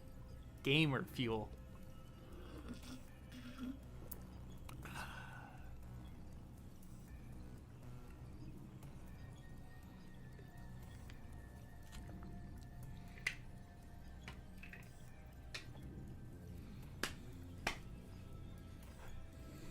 Sponsor. I wish it was sponsored by G Fuel.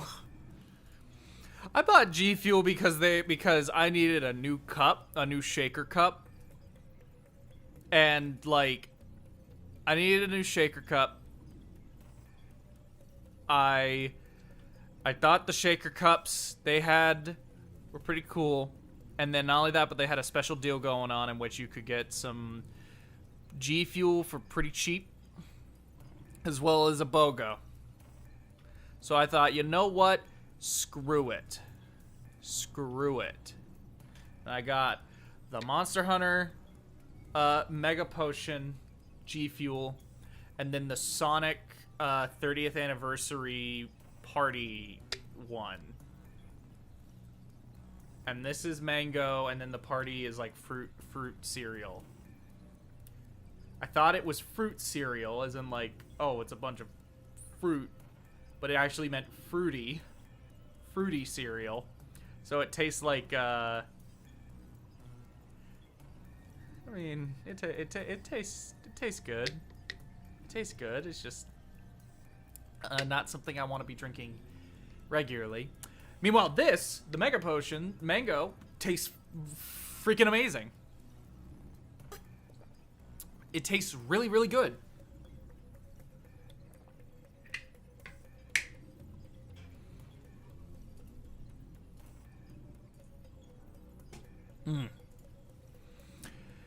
Well, if you don't think it matters, Gab, if you don't think it matters,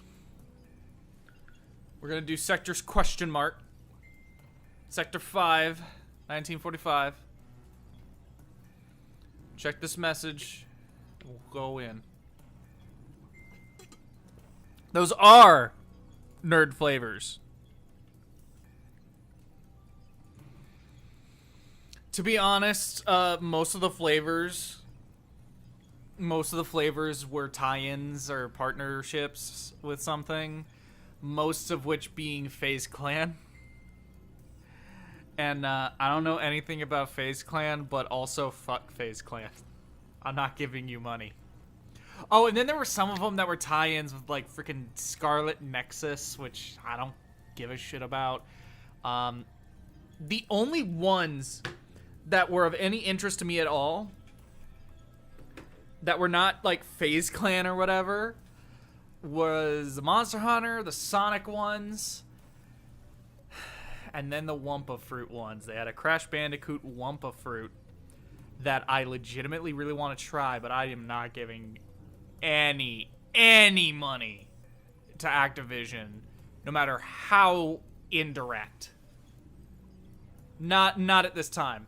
Not at this time. Maybe in like a year or two if things are better at that point, but not at this time. Hello, bored Choco. Like Chocobo or chocolate? Or choco, like how the Nihon say chocolate. Choco. Whatever. Sector W. Or Whoa. So we can travel to the Hey, that's the year the Macca, sponsored by FaZe Clan. You know what? If FaZe Clan wants to give me money, screw it. Screw it. Wasn't there a controversy with FaZe Clan? I think some of the members did some shady shit. Let's check it out. Access code approved. Designating sector.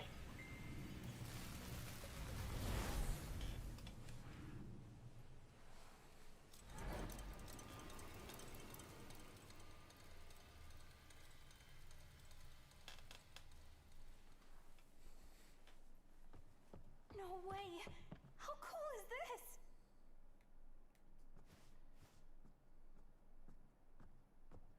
This building is all old and musty in my time. But it smells like fresh wood. They must have just built the place.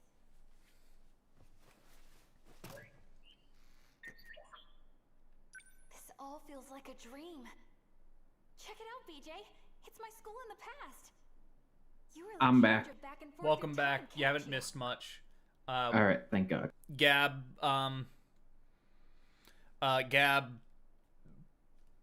clarified that like she doesn't think it matters, she doesn't care, she doesn't really have an opinion which ones we go through. So I went to 1945.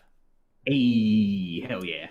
Right now we're walking through you know that one part of the school that Yakushiji went in to try and shoot Sekikahara, but then he outsmarted her and scared the shit out of her, and it didn't work, and that part of the school is like old and dusty and gross. We're in that part, but now it's like clean and just built.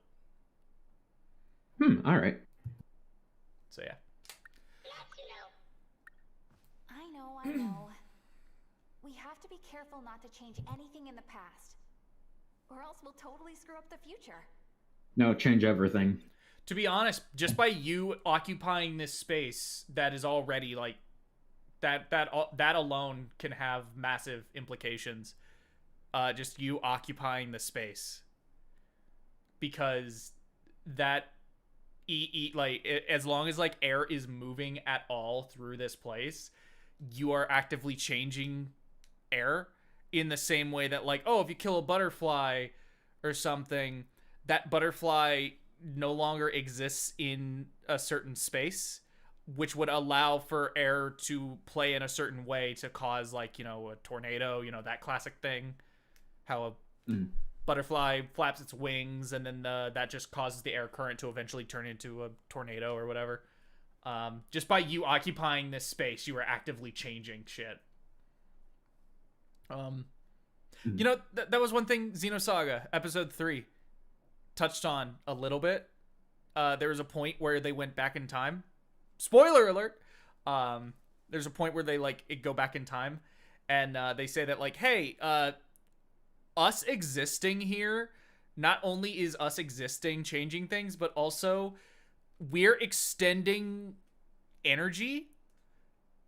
We're expending energy, more energy than the universe is meant to have. Right. Thus adding energy to the universe, and the longer we stay here, that's going to throw the energy of the universe more and more out of whack, because it's not meant to have more than what it's supposed to have. That's kind of fucking trippy, actually. Yeah, so it's literally like no, that I feel like that was the point. Like Xenosaga Episode 3 made me realize that like, oh yeah, even just by existing, you are changing. Even by existing at a different point in time, particularly in the past, you are changing shit for a number of reasons. It's not simply just like, oh, you know, you kill a butterfly, now the butterfly won't be able to cause the tornado. It's like, no, you are not supposed to be at this point in time, and that is changing things. It's more so whether or not there are consequences, I guess, of you existing at this point. I guess if it operates off of multiverse theory, then it's like, oh, do whatever the fuck you want. If it doesn't, well, pray to God. But yeah, and then Xenosaga goes somewhere with that. It goes somewhere with that, but good game. It's my favorite of the Xenosaga games. Nice, probably tied with Xenoblade X as my favorite Xeno game. No, my third favorite Xeno game. My number 1 is Xenoblade DE. My number 2 is Xenogears. Number 3 is X/Xenosaga 3.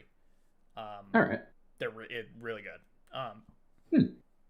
And then I'd probably do Torna 2, maybe Xenosaga 1 and Xenoblade 2 tied. I feel like I would change my opinion. And then Power Gap, Xenosaga 2. Xenosaga 2. I mean, I've heard Nightmares has some problems. Xenosaga 2 has some problems. How am I liking the game? Is it worth it by now, or could you wait for the Switch port? I'm really liking the game from my understanding, the Switch port is not going to be adding anything of real consequence. There's no story content. It is purely gameplay. I feel like if you wanted to get the PS4 version, you would be totally fine. You wouldn't lose out on anything. But if you aren't going to be buying it and playing it right this moment, I feel like you might as well just wait for the Switch version. Oh, speaking of Nintendo stuff, what games did you buy? Oh, I basically went in and picked up a few of the Atlas games that were on sale because Atlas has a major sale going on They right now. always do, especially for games like Stellar Glow. Those that game's usually at like $10, like on sale. But yeah, for some reason. SMT4 Apocalypse, because it's not even just like Stellar Glow, but it's also like Atlas's entire catalog.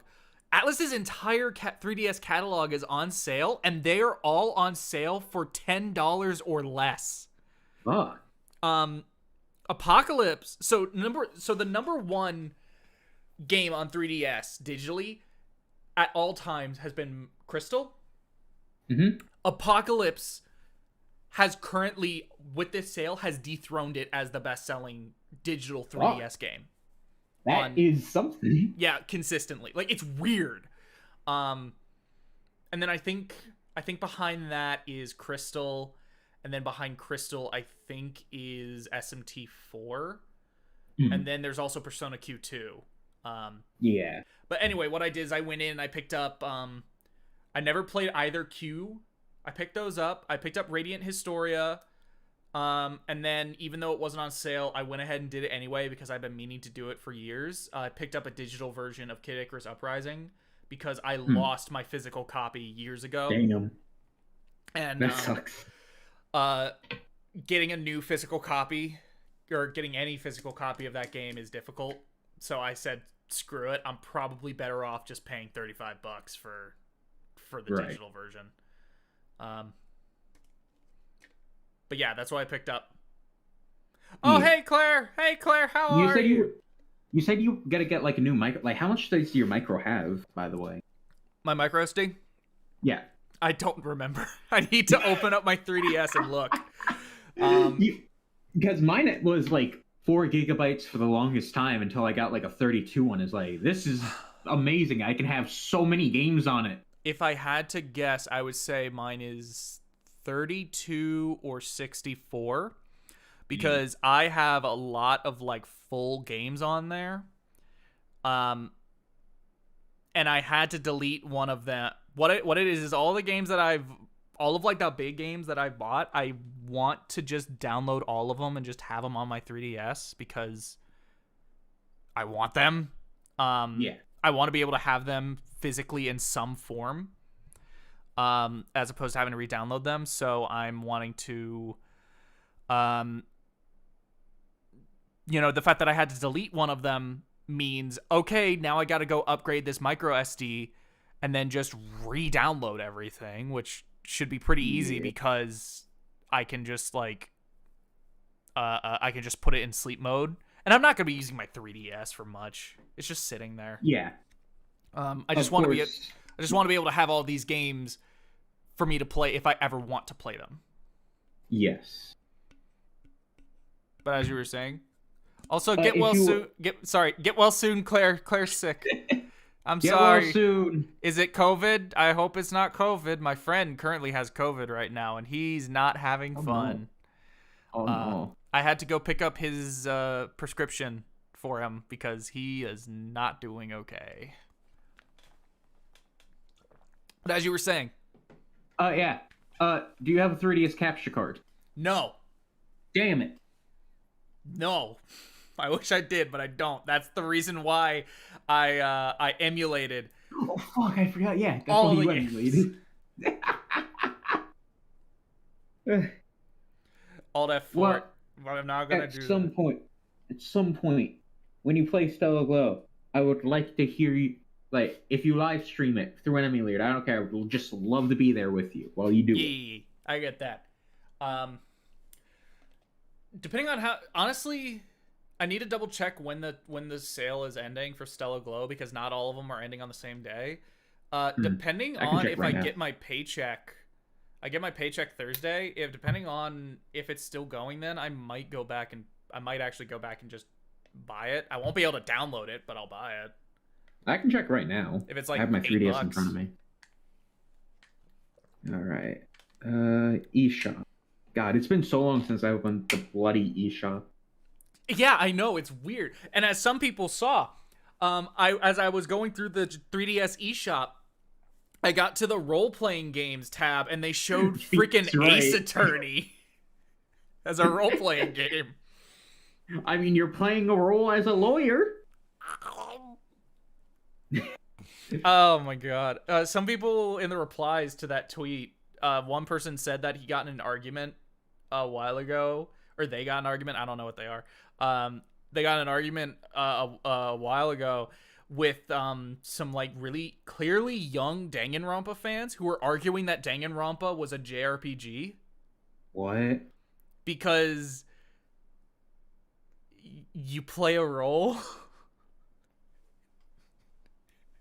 And all I responded with was like, excuse me, Sweaty, do you know what the J in JRPG means? Japanese. Let that sink in. The sale ends the 5th. The 5th? Fuck, I get my paycheck the day after. Fuck. I'll think about it. I'll try and figure out what to do. Whatever. It's $20 on when it's not on sale. Okay. Let's talk to BJ. Hello, let's talk to robot with Blowjob. an inappropriate name. And Dad's only 3 years old. He's probably at Grandma's house. Don't go visit him. I'd love to see that. Do not. Yes, it would. It Do would not. hurt. No, do not. Do not go visit your dad. You don't know what it will do.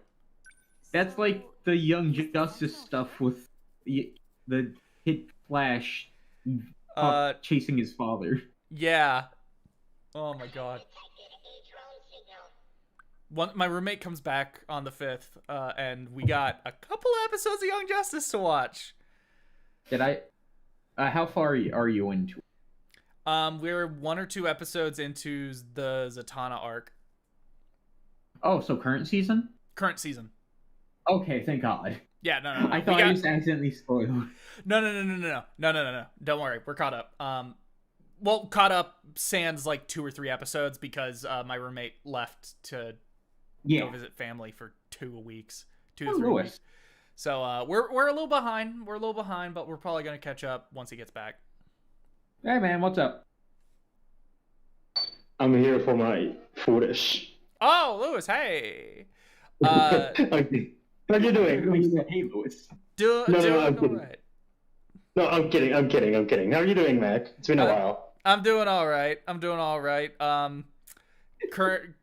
This stream, we started it off by talking about the sales of SMT5, and now we're just doing story stuff in Aegis Rim 13 Sentinels, and it's really good. It is really good, dude. I'm very happy to hear that. Well, quickly, are the sales good? Are they already out? Yeah. Yes. Yeah, it's like 800K. Sega released Sega released an end-year sales report, and they said they were very satisfied with the sales of SMT5, and it was later clarified that it had sold 800,000 copies in a single month. Remember that idiot that was like, no, Atlas and Sega are not going to be happy with this. No. As it stands, I don't think it's going to have the same legs, but it is currently selling at a faster rate than P5 did a month into its life. Really? Yeah, P5 after a month had not sold 800K. Oh, that's so awesome to hear. Yeah. I don't think it's, like I said, I don't think it's going to have the same legs as P5, but it's clearly doing well. Oh, Lewis, did you hear about the eShop sales? Yeah, but guess what? I blew most of my money on Steam sales. Yeah, that's how it goes. I was about to say, if you have like if you have like $8, $9, buy Stella Glow. For what game? Stella Glow. It's currently like $8 right now, right, Mac? It's like $8 or something on the 3DS.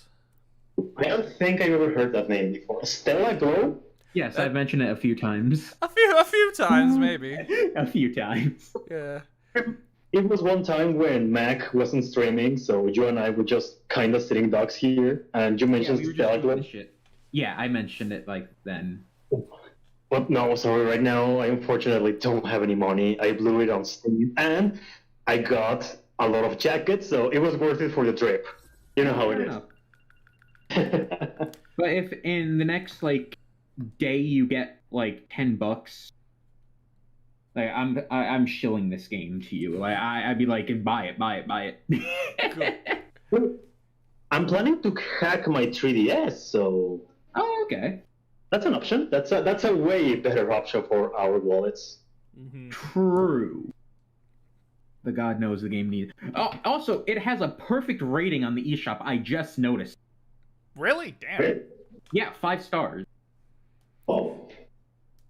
I agree, Cactus Gang. 3DS physical 3DS games are really expensive. I'm shocked that like GameCube games are like hyper expensive. Even like basic ones that like you wouldn't see behind like the glass cabinet or whatever. Like even those are more expensive than I would have thought. I miss when SMT4 was $20 and I didn't get it. Yeah. Now it's like what, 60, 70? Didn't it just go on sale? Yes, but he's talking about physical. Oh, physical. Yeah, fuck. Yeah. Anyway. Oh, go on. Hello? Hello. No, just suddenly, all of you suddenly stopped. It was so weird. Yeah. Well, anyway, I'm gonna continue this little cutscene. Currently, Lewis, to give very vague background because I cannot sit here and explain this whole thing to you, or otherwise it will be here forever. This girl is Natsuno. The robot, his name is BJ. She thinks this is an ET type scenario. But this robot can time travel only at a specific point, and they go into the future and the past and stuff, and she thinks it's like some cool ET like sci-fi, we're going on adventures. But all he is saying is, Natsuno, take me to the gate. Let's go to the gate. Go to the gate. Go to the gate. Go to the gate. We need to find the Sentinel. Go to the gate. And he's like freaking out. And she's like, we'll go after school. It'll be fun. And it's like, no, there's clearly something else going on. Anyway, we're currently in the year 1945. Oh. So that's what's going on. All right, I got it. The game normally takes place in 1985, but we're in 45 right now. This is my classroom. The sign looks a little different, though.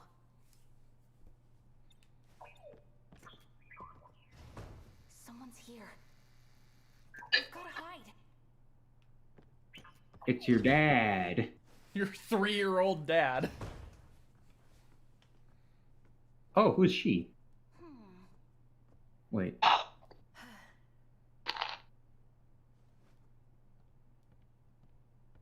Oh no. Goto-san. Right on time. Here's your pill supply for the month.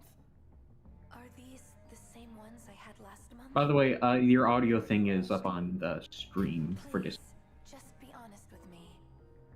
The pills you've been giving me, they let me see the future. It only goes down after a bit. These pills are different. I feel awful There it goes. when I take them. And they make me forget what I've seen in my dreams. You must continue your treatment. They'll completely eliminate your nightmares. Nightmares? These don't feel like... Trust me, they'll help you revert to your original state. We're putting an end to this operation. Goto-san, please wait! I can't forget. It's our only hope of survival. Godo is one of the other playable characters, and he also exists in 1985. I can't remember. The weapon at Ayame Pass. No, I can't remember anything. Who is that person? Yuki? The friend that was involved with the Men in Black, I think, maybe? Huh. Was that Goto-senpai? How's that even possible? How could he be here? 40 years in the past. Maybe it was his grandpa. Looked just like him. A sentinel at Ayame Pass. Huh? The place that woman mentioned.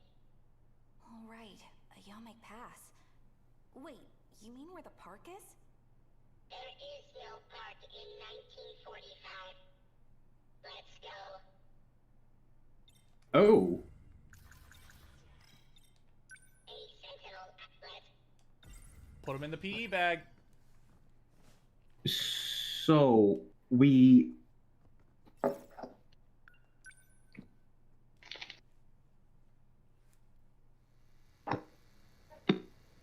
Oh.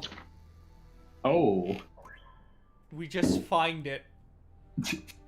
Well, we instantly did the right one. Try not to ditch me. Can't believe we're running around in a military base. We're just in a military base. We're not going to talk about how we got in. Or why we're here, we're just here. I don't know why I thought there'd be other stuff to look around and see. Sentinel. It's huge. How does someone lose something so freaking big? The sentinels are linked to the shifter. It was shifted here. Crazy. Anyhow, I'm just glad we found it. This is sentinel number 19. How dare, there should only be 13. Yeah, that upsets me. Sentinel number 17.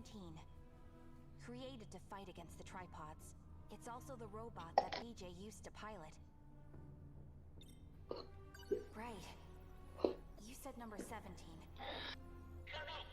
We're searching for sentinel number 17. Number 19 belonged to a comrade. I cannot pilot his sentinel.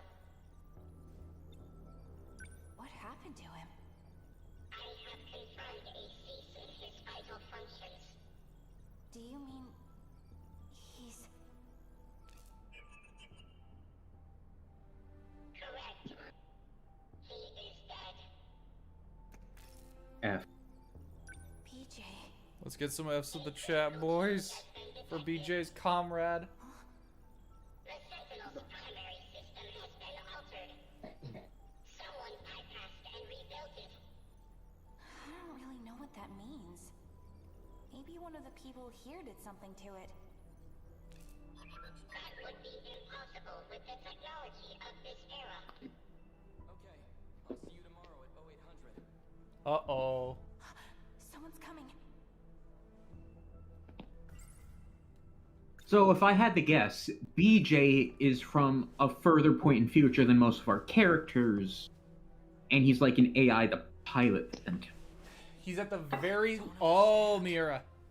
Why is Professor Doji suspicious? He's from New Jersey. Yeah.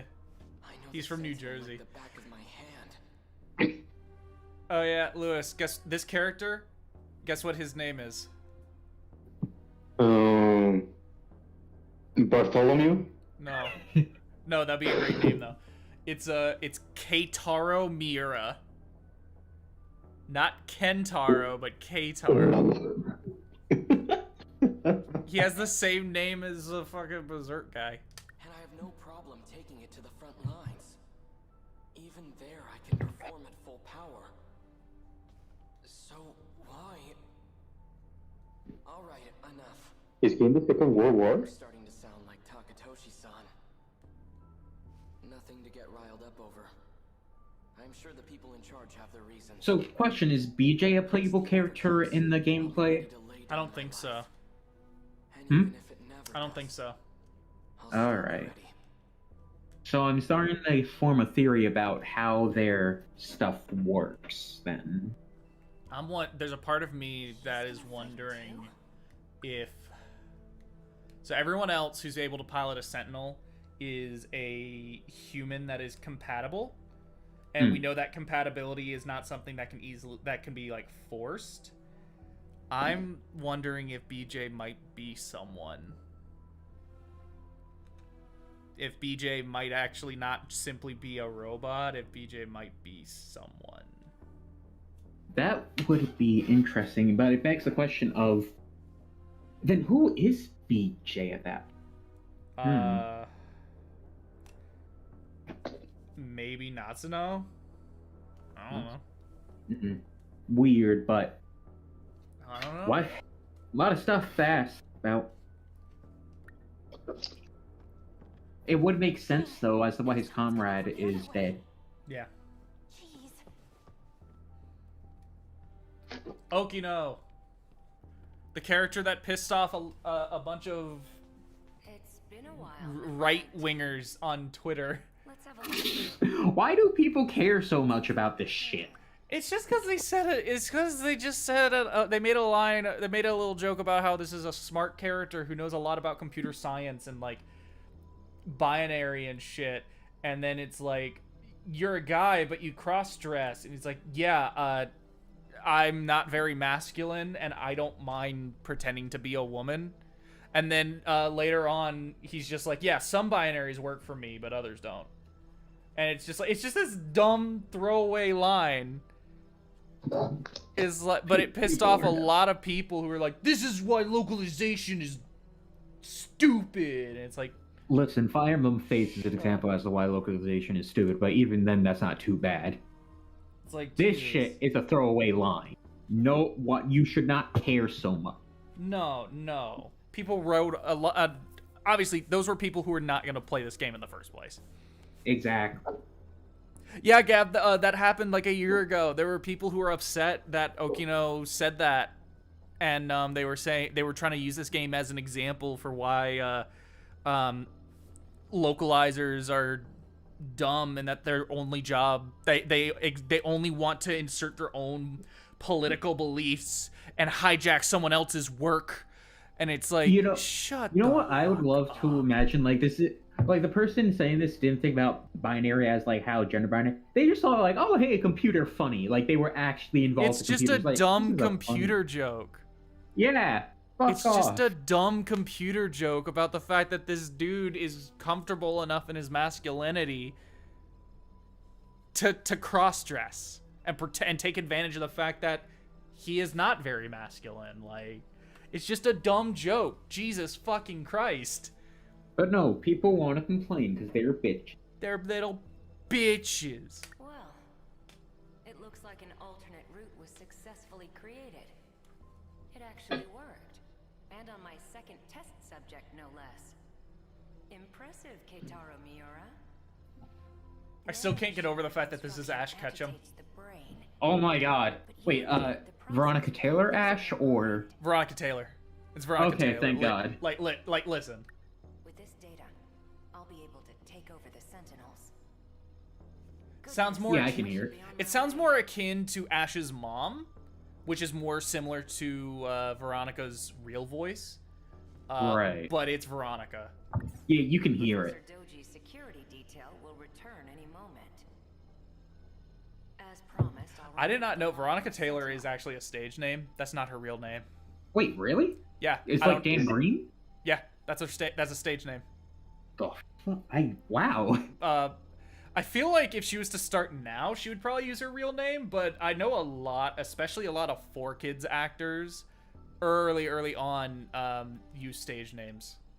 Yeah, like Dan Green.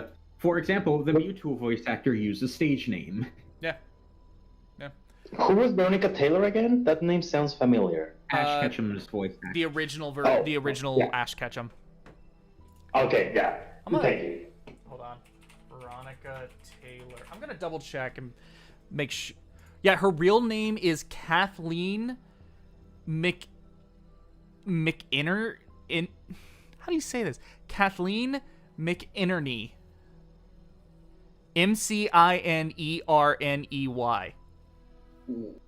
It's so weird hearing like the names of these classics for kids actors and seeing their like real like Dan Green's real name is James Hadley Snyder. Yeah. Like, which is weird, but actually, I wonder, is Eric Stort's name stage? Eric? I don't know, maybe. Going down the list, going down just on her Wikipedia, Veronica Taylor. I'm just glad Veronica Taylor is, at least for me, she's showing up in a lot more English. She's showing up in English dubs for things that I'm into, and that's great because there's a part of me that like missed her voice, kind of missed her. Yeah, she's just a really talented voice actress in general. Yeah. So I'm happy to be able to like hear her in things that are relevant to me again. I think the first time she popped up, where it was like, oh shit, it's you, was Dragon Ball Super. She plays a couple of characters in Super. She initially played Ribrianne in Dragon Ball Super. And then she plays a character in Broly. She plays someone in Broly. Barry Blue. That is a dumb name. She plays Barry Blue. Shit. Apparently, Eric Stort came back for the 2021 Shaman King for anime. Really? Yeah, for the 2021 Shaman King. I didn't know that was airing. Or had already been released. I can look at when the second series started. It premiered on August 9th. Hopefully it did well. I don't know. It's cool whenever there's like some kind of reboot or remake or whatever, and they get the original voice actors back. Especially since Eric has not voice acted in an anime for his last voice role was in 2014 for Yu-Gi-Oh! Zexal in animation. But yeah, it's cool. I know they did that. They brought the voice actors back for the Yu-Gi-Oh! Movie a few years ago. They did. Oh yeah, that was cool. They brought back a lot of the original voice cast for the Berserk movies. That was really cool. And it was to a point where it actually pissed me off. It pissed off a lot of people that they didn't bring the dub cast back for 2016. But if anything, that gives you even more reason to not watch it. Yeah. Not to say the new actors are bad, just that like 2016 Berserk is terrible. It's terrible, but also Guts is Mark Derison. Griffith is Kevin Collins, I think is his name. And then Casca is Carrie Kiranen. Like that I refuse to hear anyone else's voice come out of them. Yeah. So anyway, more. Yeah, let's continue. And there's one more thing I'd like to do.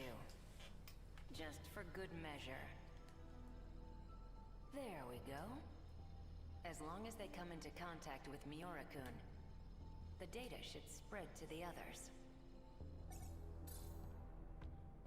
That is very suspicious. Who was that guy?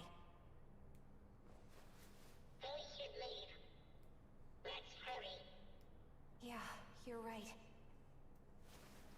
So, what did he just do? Like, did he infect the Sentinel? Or something? Maybe. I think Okino just did something so that when other characters come close or come in contact with Miura, something will happen. If I had to guess, probably what it was is whenever they come into contact with Miura, it will reactivate their compatibility with the Sentinels, because at the very last scene in Kurabe's prologue is he touches Miura, and then he accidentally summons a Sentinel, and then that's like the big like cliffhanger, and then it ends.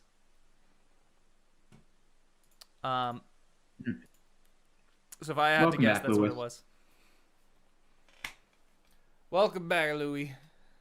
Hello, I just changed my on my computer, my bad. Oh, okay. It's fine. We're here, BJ.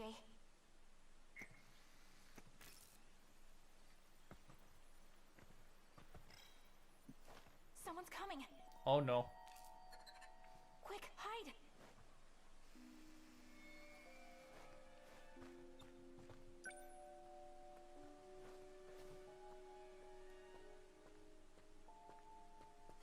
I'm pleased the data is complete. I suppose negotiating with the professor was the right choice. The settings have been tampered with. Was someone just here? It seems this gate has been compromised as well. I'll set it back to its original key. I'd best take my leave. Hello? Hello? Hello. Hello. No, it's... What is it? Well, I went to get some food. I returned, and now I have 10 new subscribers, and I can't believe this is fucking happening. What? All at once? Yeah, well, I went to make me a sandwich. Why? Why? What? How? Why? Do you remember my Yakuza video on real actors that appear in the games? Yeah. So 2 days ago, all of a sudden, just like that, it started blowing up. That's it's doing weird. Do you know why? Oh, good right now. That's awesome. I just recently surpassed 7,000 subscribers, like maybe 2 hours ago. And I already have 7,012, so that's something. That's good. That's good. And That's good. I'm so happy because it's not slowing down. So I hope the stream is consistent. Yeah, no. It really is just keep going. Just go. Yeah. Go. No, I want to finish my next video this week, which I think I will, because I want to catch the stream, while people are interested. Maybe this next video, I have a lot of hopes on it because it's my take on a kind of controversial topic of gaming. How people always scream about difficulty and all of that. Yeah. So that's what my next video is about, pretty much. I promise you, I'm gonna, once this stream is over, I'm gonna resume the upload on that, and I'll get the SMT4 footage to you. No, it's no problem. I'm still getting stuff for Monster Hunter and other challenging games. Yeah, challenging, I feel, is the best way to put it, because I haven't really played a Souls game too much, but I've been told by many people that they're not hard, they're challenging. I don't think SMT is necessarily hard. I think it's challenging. Monster Hunter is not hard, it's challenging. I mention exactly those 3 games as the main examples. I think another thing, I don't know if you'll mention this in the video, but I think another thing is people confuse punishing with hard. Because some things are just really punishing. I kinda do that, but not in those words. Like, the main point of the video is that people always say, "Oh, easy mode. You need to put an easy mode. Like, make me hit harder and make me receive less damage." And I'm like, okay, I get that, but that doesn't work in every game. And those 3 games are actually the main example. When I played 4 for the first time, I actually lowered to easy difficulty, and it didn't make a difference because I still had to strategize to beat the Minotaur. I have this discussion a lot with my roommate because he and I feel the exact same, where it's a lot of the people who say easy mode, just add an easy mode, is like that is a dumb reaction. That's just dumb. A lot of people who are trying to argue that there should be an easy mode in things, a lot of them point to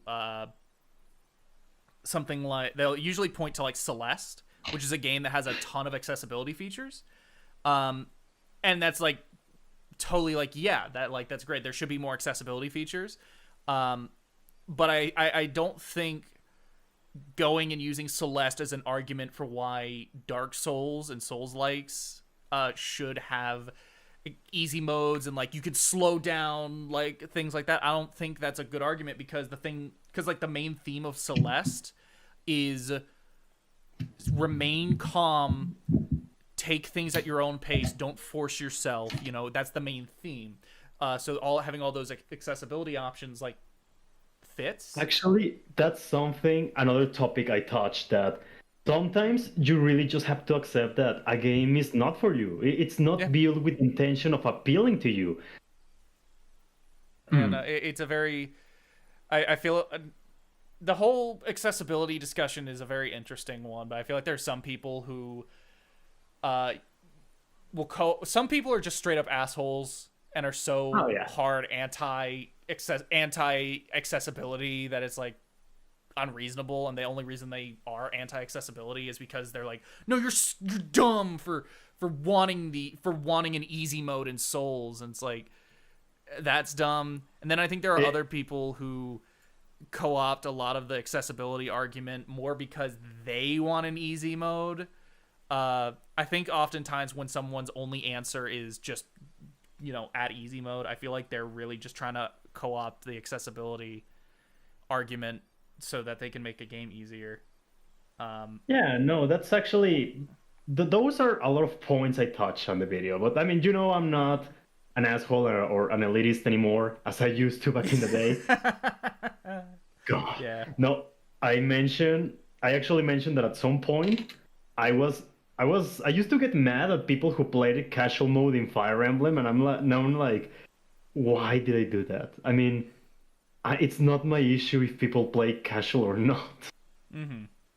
I personally always say if you're starting out, do casual mode, and if you want to stick with that, that's fine. If you want more of a challenge, classic mode is right up that alley. I also point out that it's important to have an option, because maybe back then I was a bit pissed off at casual mode, but nowadays I'm like, yeah, but I mean, it's an option. It's not like Shadows of Valentia or Three Houses have been, ooh, you're gonna play casual whether you like it or not. Like, no, I can play classic because I am given the choice. So that's why I cannot get mad about classic mode, casual mode, my bad. Now, the mode that I think is stupid is Phoenix mode, where it's like, it feels like they were like, oh, this is the baby mode, where it's like you don't care about the gameplay. It's like, oh, hey, I get why it's added, but you see, that's just like an my problem with that mode is that they're like, okay, you can pick this mode if you only want to enjoy the characters and the story, and I'm like, yeah, but Birthright story and characters are some of the fucking worst in the franchise. Yeah, you're so right. There's no enjoyment at all. No, I don't mention Phoenix mode. But yep. Oh, I was just gonna say, like, yeah, no, it's a very interesting topic that I feel like people are too line drawn in the sand about. I think the people who are just full blown no accessibility, I think those people are just straight up idiots. I think the people who are like, no, there should be accessibility and there's no discussion to be had here, you're just ableist, I think those people are being a little ridiculous.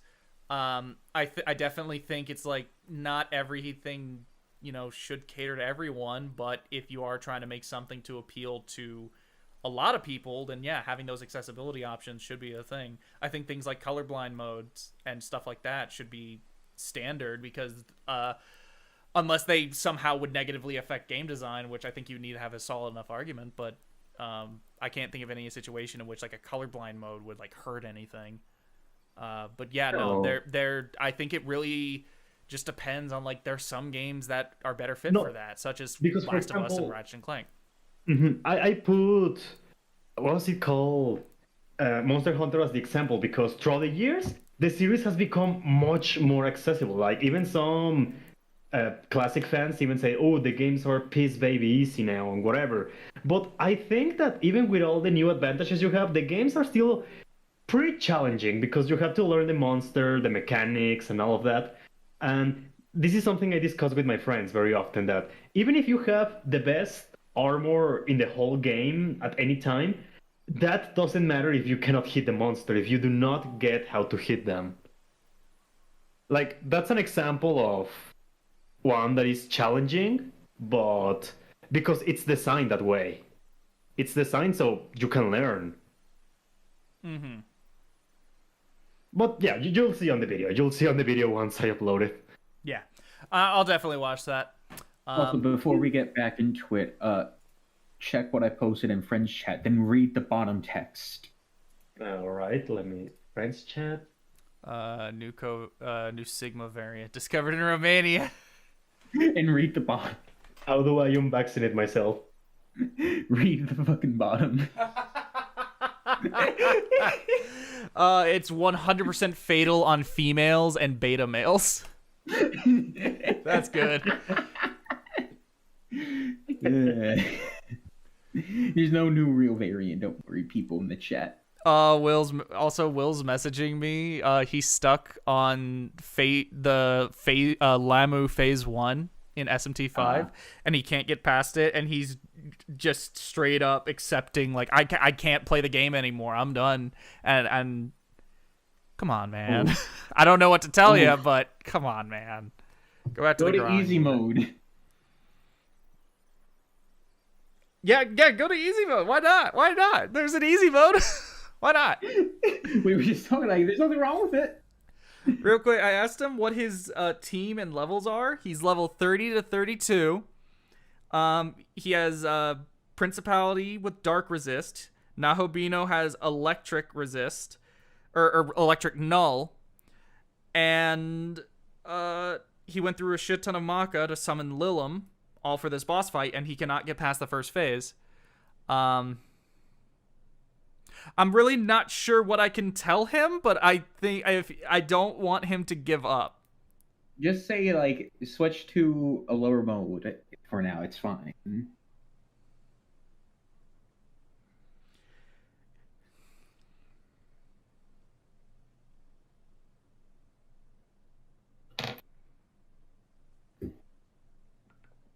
Okay, I told him maybe switch to lower difficulty. Switch to lower difficulty. My friend got stuck there. Go up a few levels, get a better team. She says, go up a few levels. And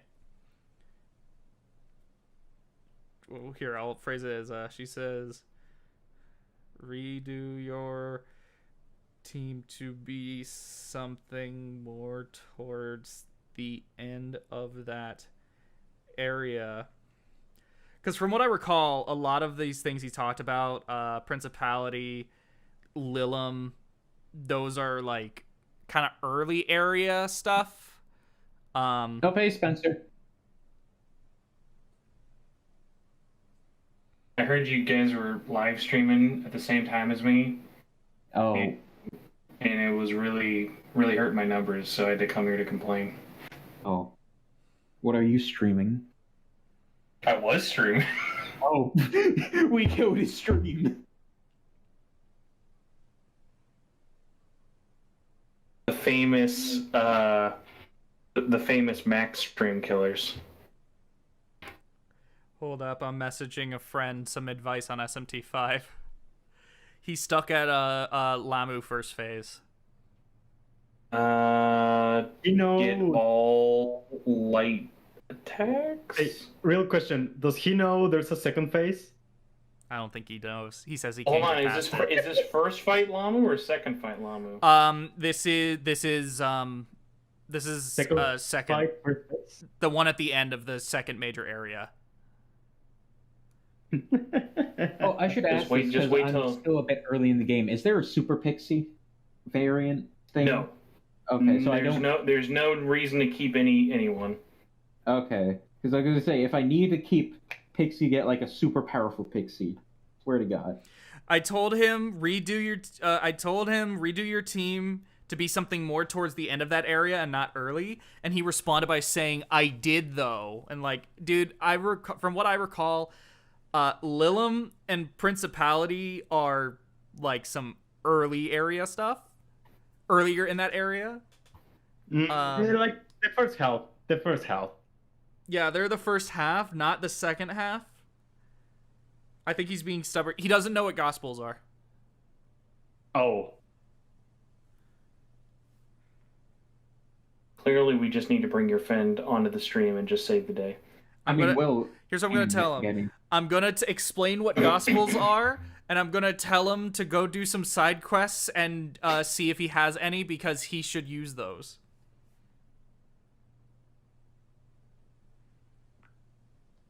I feel like SMT5 came out like 3 years ago.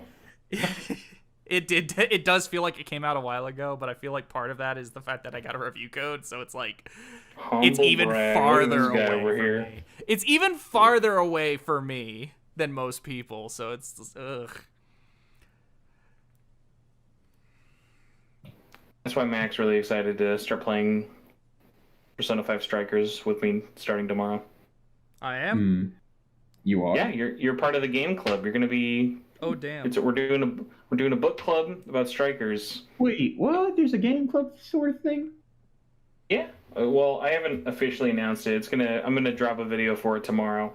What's actually gonna happen, because I don't think I could beg any of my friends to play Strikers. This again is I'm just going to invite the community to play it, and we're gonna do like one check-in a week after the game's out on Plus, and then another check-in the last week it's still available for free. Oh, okay. So that way everyone can just kind of get together, jerk it off, and anyone who uses the W word, ban hammer, go get out. Also, abuse essences. He just asked me what level. Oh my gosh! By the way, Gab, Mackie will not appreciate this. I'm sorry, but since Gab's in the chat, Gab. Since I'm going to my convention with our mutual friend, bringing my Nahabino to their first convention. I want you to, like, seriously, if I would walk around a convention with that thing, if you saw someone with that, wouldn't you stop them and be like, "Where'd you get that thing?" Oh my god, yeah. I'm gonna be like, this is like baby's first road trip. I'm gonna make a fucking stupid vlog out of this little plush stupid thing coming with me all the way to Arizona. I like how Nahobino is has kind of become a meme in his own right, but it's something that like no one can fucking get. It's fantastic. Matt, what would you do if I ever got you one? I would cry. I want you to know, because I know he will never listen to this. You and me and Gab, maybe anyone else listening to this, we have a mutual friend who literally has a problem with how much he wants this. We have a mutual who did not get one, and it's like, dude, it's literally it's like. Wait, who didn't get one? One of our mutual friends is very salty he didn't get in this specific, not even like the PR box, specifically the plush. Like, spited just because it's a plushie. And I'm like, I don't know what to tell you, dude. It's literally just like a plushie. I get it. But it's also one of those things where it's like, if I didn't get it... a friend also asked me what level is he supposed to be at for Lamu. I'm trying to remember like what the general level range for him would be. Can we make a poll in the YouTube chat? Gab has a great idea. Should I bring Nahabino in a baby carrier? Oh my god, yes. That would be really funny. Yes. I don't know if I'll commit to that for the plane, because for the plane that sounds terrible. For the convention, I will buy like $1 baby stroller and push him around in a stroller. That would be funny. Fucking perfect, dude. Boom. Every day I'm just reminded Stella Glow has no plushies. Poll has been made. I'm gonna go to the bathroom. That's true. Were you at least glad that Stella Glow was put on sale for like the first time in 3 years? Oh, it's been on sale a lot. It's been on sale a lot, but not on this extent. Like $8, that's a steal. Normally it's on sale for like 15 or the 10, but 8, that's a huge chunk. Stella Glow redemption arc. Fucking, I told Mac if he was able to buy it, but unfortunately his next paycheck is the day after the sale ends. I'm gonna be real. I didn't like that there were people being like, "Oh my god, can you guys believe all these Atlas and Sega games are on the top selling eShop list. I'm like, are you aware that no one is buying eShop games? Like their competition is literally nothing. The most you have is Pokemon Crystal buy. Even that, man. Yeah, even that. Like the fact that it's up there with Pokemon is not a tough competition. But I'm just like happy it's gone. I hope more people are buying it. I highly doubt it, and that's why I'm trying to push it. What would you do if they announced a sequel, but it's like only on 3DS though? I would break into Nintendo and be like, "You're producing more 3DSs, and you're making an upgraded 3DS." Like, I would personally become the president of all Nintendo branches just to have that happen. Like, I swear to God, Spencer, if this is some fucking hint from your insider info, I swear to God. Info. Leaks, my Stella Glow leaks. I will let you know, we're closer to getting Criminal Girls 3 than Stella Glow 2. You know what? I'll take it, because that means something's being worked on. Be very happy about this, Hellcrest. In my Fantasy Game Critics League, one of my friends, May, the name of their like fake video game betting league was Image Pooch. Hey. Let me tell you, being on this while also editing is very surreal. I need to start editing because I have like a bunch of videos planned. Like I have an Arc Knight analysis video on Exia. I have a Yu-Gi-Oh. Like, hold on, I got to cancel all your videwovideos. Okay. Make a 45-minute video called "Explaining the Stella Glow Iceberg." I will actually add everyone right now. Hold on. I'm doing this at everyone. Hey, so one of my Okay. friends- Okay. I'm gonna get back to this because it's been a hot minute. But... I assume you already talked about sales, right? Yes, we did. We talked about it. Sales. I thought it was so funny that you're like, we're not only streaming, fellas, we're talking about news. Get your CNN on. Sales. Still glow ice. I'm actually adding everyone for this. Did he just use the gate? Is he an alien too? Fuck. Seriously? We can't go home? Analysis will be complete in 78 hours and 24 minutes. I can't stay here that long. Can't we find another way back to the future? The gate and the Sentinel are the only safe methods of shifting. The Sentinel? What was that just now? Is that Juro? Someone else is coming. Oh, the voice? Yeah, it sounded like Juro. No, I'm pretty sure that's Mira.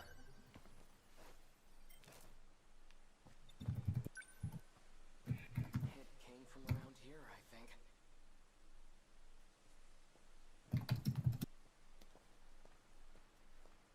Tokisaka Shrine. Maybe I saw a visiting god. Not likely. So much for my first day of time off. It's already night. Chihiro's probably worried about me.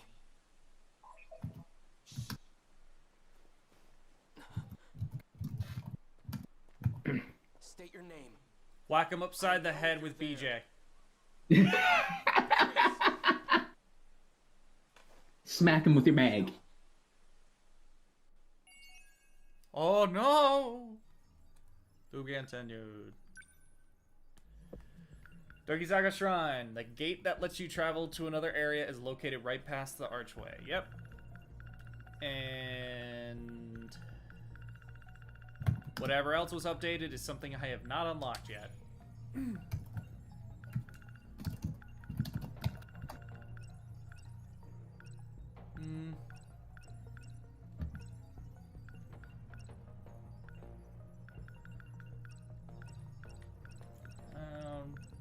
on, where is it?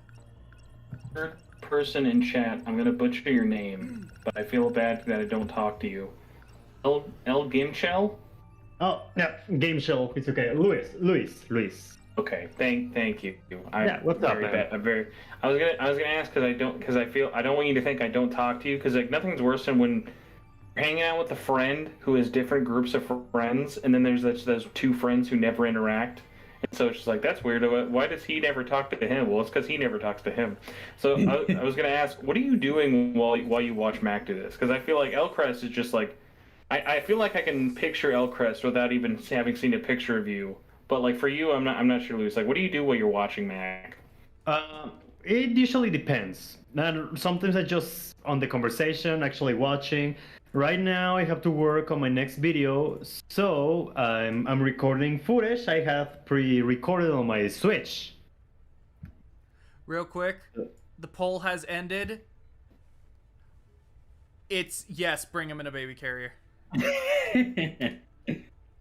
Little baby, my little baby. My little baby. Alright, should be enough. I'm gonna get so rich. I'm gonna get Beanie Baby rich off my Nahabino. I'm gonna wait like 30,000 years. Your Naho Beanie Baby.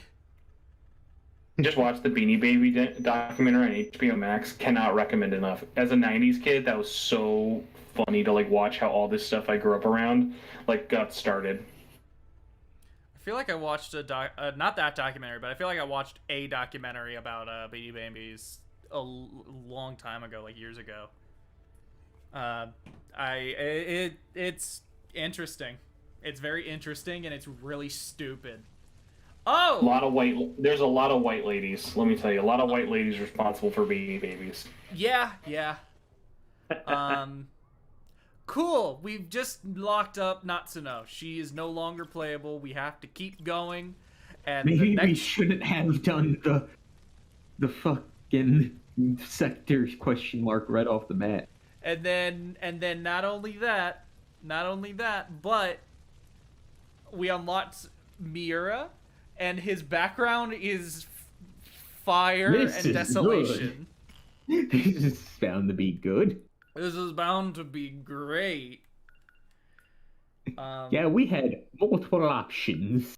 I misread this as chased by black men. That's a different engine. That's a very different game. Smega. Oh man. Oh my god. Japan is just not great.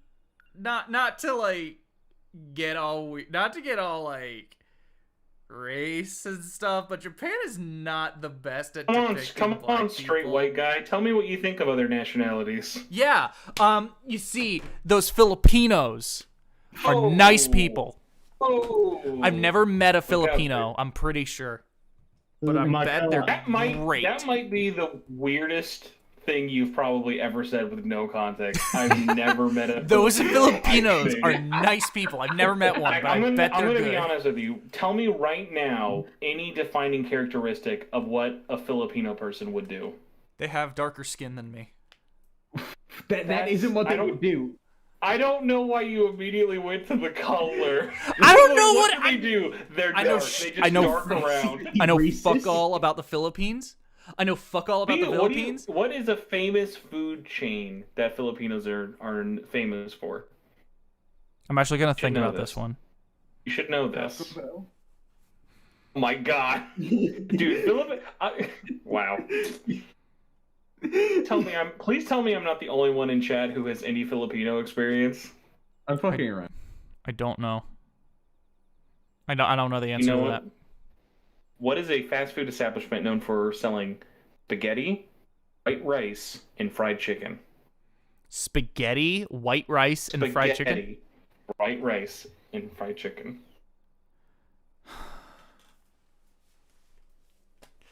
It's the spaghetti that's throwing me off. Shouldn't. If you know any Filipinos, they love their spaghetti. Unfortunately, Mac has never met one. It's true. North Carolina, not known for their Filipino representation. Bug mascot. Do they have a bug mascot, like Eddie says? Yeah. It's a bee. It's a bee? It's a happy bee. Happy bee. It's another word for happy bee. This is like painful for me. How about if I say it, you still don't know what it is? I can't think of anything. Jollibee. Say it one more time. Jollibee. Hollybee? Jollibee. Oh, Jollibee. Yeah. I have never heard of Jollibee. I'm going to read you their menu because I feel like you're going to be grossed out by it. Do it. I'm Googling Jollibee. Do you two know? Have you guys heard of what Jollibee is before? Jollibees. Oh, wait, I know this place. Yeah, no, I've seen this place. I've never been there. There's none in the Midwest or West Coast. I've seen it. Never been there. Have not seen this. I cannot tell you. I want your guys' thoughts on the family bucket. Here's what comes in your family bucket: 10-piece of chicken, 5 peach mango pies in a family pot of spaghetti. What? Why? They also have mashed potatoes and gravy. They apparently have a really good chicken sandwich. I want to try it. They have burgers, obviously. They do burger steaks. That's think like hamburger patty, but with rice on the side, gravy, and mushrooms. What else do they have? Spaghetti is the one I knew would get you, though. Spaghetti's the one that's going to weird you out. Yeah, that weirds me out. That completely threw me off. Pasta Fiesta. God bless them. Real quick, Boltsy Fur said this is unrelated.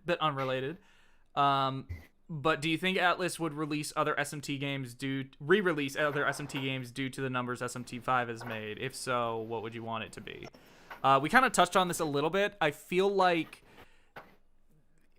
well, this is more specifically with porting. So SMT, if they were to bring SMT5 to PC or something, I think if they are, they're gonna do it in the dumbest way possible. I feel like they would do it in a dumb way. I think if SMT5 continues to do well, which I think it will, it's just a matter of how long. Because like I said before, I don't think it's gonna have the legs Persona 5 did. But I think it will continue to do well. I wouldn't be surprised if we might get some easy stuff like I don't even know what you could say is easy at this point, because everything. Why are you asking questions I literally just talked to Tony about for 2 hours? Why you gotta do this to me? I don't know. I'm literally editing an answer to your question right now for my own show. Oh wow, that's funny. That's funny. That's really weird timing. That is really weird timing. I don't know. I feel like just the best way to put it is if they do, it's gonna be in the dumbest way possible, because Atlas is not great at doing the re-releases in a logical way. I don't think, at the very least, I don't think we would get 1, 2, and If on Switch, because they're already on Switch in Japan. I feel like at best we might get SMT1 on NSO with the iPhone translation, but even then I don't think that's likely. I just think they're going to be stupid about this. I think it's possible that they'll try and do other things involving SMT, like, not get to a point where they're releasing a bunch of SMT stuff, but being like, oh, we're gonna more regularly do stuff, as opposed to one major game every couple of years. Look, if they re-release SMT5 or anything, one thing is guaranteed: it will have the new waifu of the season, and that's it. Oh, always, always, always. The last time they did that, the last time they did an enhanced re-release that did not include some waifu was Devil Survivor Overclocked. And that was 10 years ago. Yeah, I was gonna ask, wasn't that 10 years ago? Yeah, that was like year one 3DS. Technically, depending on who you ask, there could be a waifu for that game. Well, I really hope no new waifu. No brand new female character to just sell the game on. To be like, come look at this sexy lady, new waifu. Come check her out. Like, no, like, I hope they... every enhanced re-release after Overclocked. Sorry, I'll let you finish in a second. Everyone after Overclocked has had a waifu, a brand new waifu, and then even the ones before then, which is even only like Catherine, which already had like 2 girls and all that. Mm-hmm. Even Yeah. that one got a waifu. Mm-hmm. More like husbando, am I right? I think that's I don't know. I don't know the plot. I still don't play Catherine, so.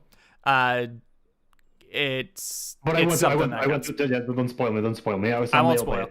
I will just say that Full Body is at least unique in a certain sense. There's only been one other Atlas Enhanced re-release to have done the additional waifu in this specific way. Also, I would say Nocturne did the additional waifu thing in the sense that Dante is that waifu. That's very true. Actually, yeah. Even Raido. Yeah. So speaking technically, of, Nocturne had 2 waifus added. Mm-hmm.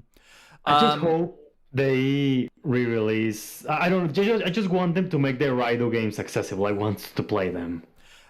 P3 Fez technically had a new waifu. Well, it had a new waifu, but they didn't market the game around them. They didn't market the game around them. Oh yeah, the black hair chick, right? Mm-hmm. Yeah. She was brand new to the answer, but they didn't market the game around her like they do with every other one. But don't forget, Portable has the whole female character. Mm-hmm. So... That was the new waifu. That was the new waifu they marketed the game around. What I gotta say, I like her design. It's a very good design. Femc. Okay. Yeah, no, Femc is a solid design. I prefer her design to the fucking Dorkun because he just looks so emo and edgy. He like, I understand why, but he just feels like everything I hated about like cool anime middle school anime nerds who are like, oh, he's so cool and deep, and he just looks so stereotypical that I just struggle to take him seriously. Okay. Basically, Sasuke. Shares a voice actor. You're shitting me. Is that real? Yeah, in the dub, they're both Sasuke and Dorkun are voiced by Yuri Lowenthal. Yeah. Oh, it's Yuri. Oh. Is there a character he doesn't voice? I'll give him credit. He has a good range. Oh, he has a fantastic range. Yuri Lowenthal is one of those actors that I can, anytime he is playing a character, I can identify him. I can hone in as like, that's him. That is him. But it's the kind of thing where it's like, I can always identify when it's him, but that isn't to say he always sounds the same. He just has a very large range, but also a very recognizable voice, I guess is the best way to put it.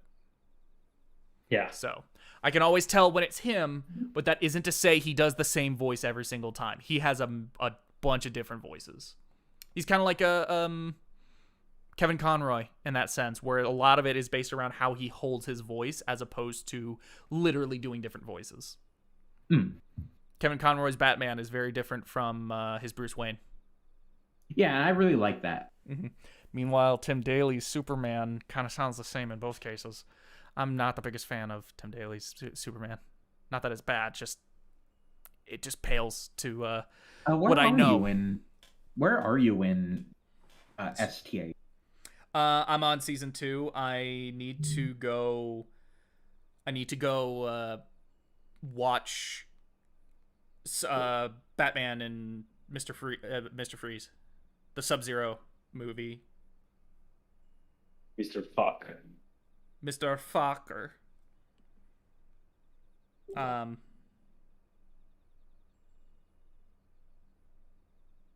But yeah. Regardless, Yuri Lowenthal's in a lot of things. He's been in less things lately, but he's been getting like bigger roles. Like for instance, he's freaking Spider-Man. Yeah, like that's it's the same thing with Robbie Damon, where he's been getting a lot bigger roles. Troy Baker was similarly like he was in a lot of stuff, and then he started being in very specific things because he started getting the bigger and bigger roles that required more of him. Same with Laura Bailey. She used to be in everything. She was in everything. And now she's only in a couple of things because she's become the first female Nolan North, in the sense that she is who all of these major companies are going to when they want to have a female main character. She's the main character in the new Call of Duty. She plays the new Call of Duty main character, Vanguard. Now, if only Call of Duty was good. Yeah. Wait, wasn't the new Call of Duty review bombed? From what I recall, even it was not super well reviewed, and I've seen a couple of articles talking about how even Call of Duty fans are not really buying Vanguard. Like this one is just not performing as well as Call of Duty normally would. I feel like Call of Duty started to get kind of a second wind with like World War II and all of that, you know, after the backlash of Advanced Warfare. But I feel like Call of Duty's starting to hit that fatigue again, and it's hitting much sooner than the last one. I feel like legitimately Call of Duty is like fading off. I feel like it's just like it I don't think it'll ever die, but it's getting to a point where that long-term success is just not. They're getting diminishing returns. They can only do so much to extend their current plan. They need to have it right beyond. Remember how Advanced Warfare came out and everyone was like, "Oh, this is so fucking stupid. This isn't even Call of Duty anymore." And then a year later, they just so happened to have a game that was World War II themed, and it was like, "Whoa!" Like, you guys totally didn't just yell at the people in charge of the next Call of Duty to completely upend everything and change it to be World War II. No, people are dumb. Like, no, they were not planning on that until the backlash happened.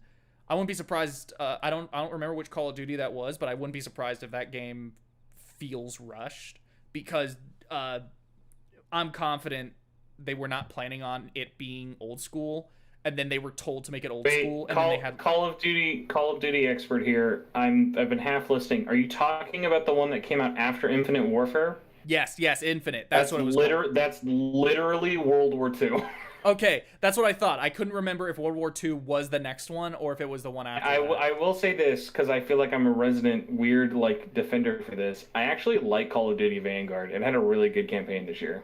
Okay, I mean, I'm talking pure like I haven't played any of the new games.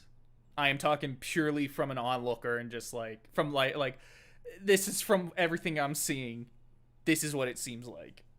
So, yeah. I don't know. Call of Duty, I think they're just Activision can only try so hard to extend it, and I think no matter what, they can do something to revitalize things, but it's just never going to last perpetually. They're going to get to a point where they got to stop doing these yearly releases. Yeah. But anyway, I think that's about it. I think I'm good. It's been about 3 hours, or actually, yeah, 3.5 hours.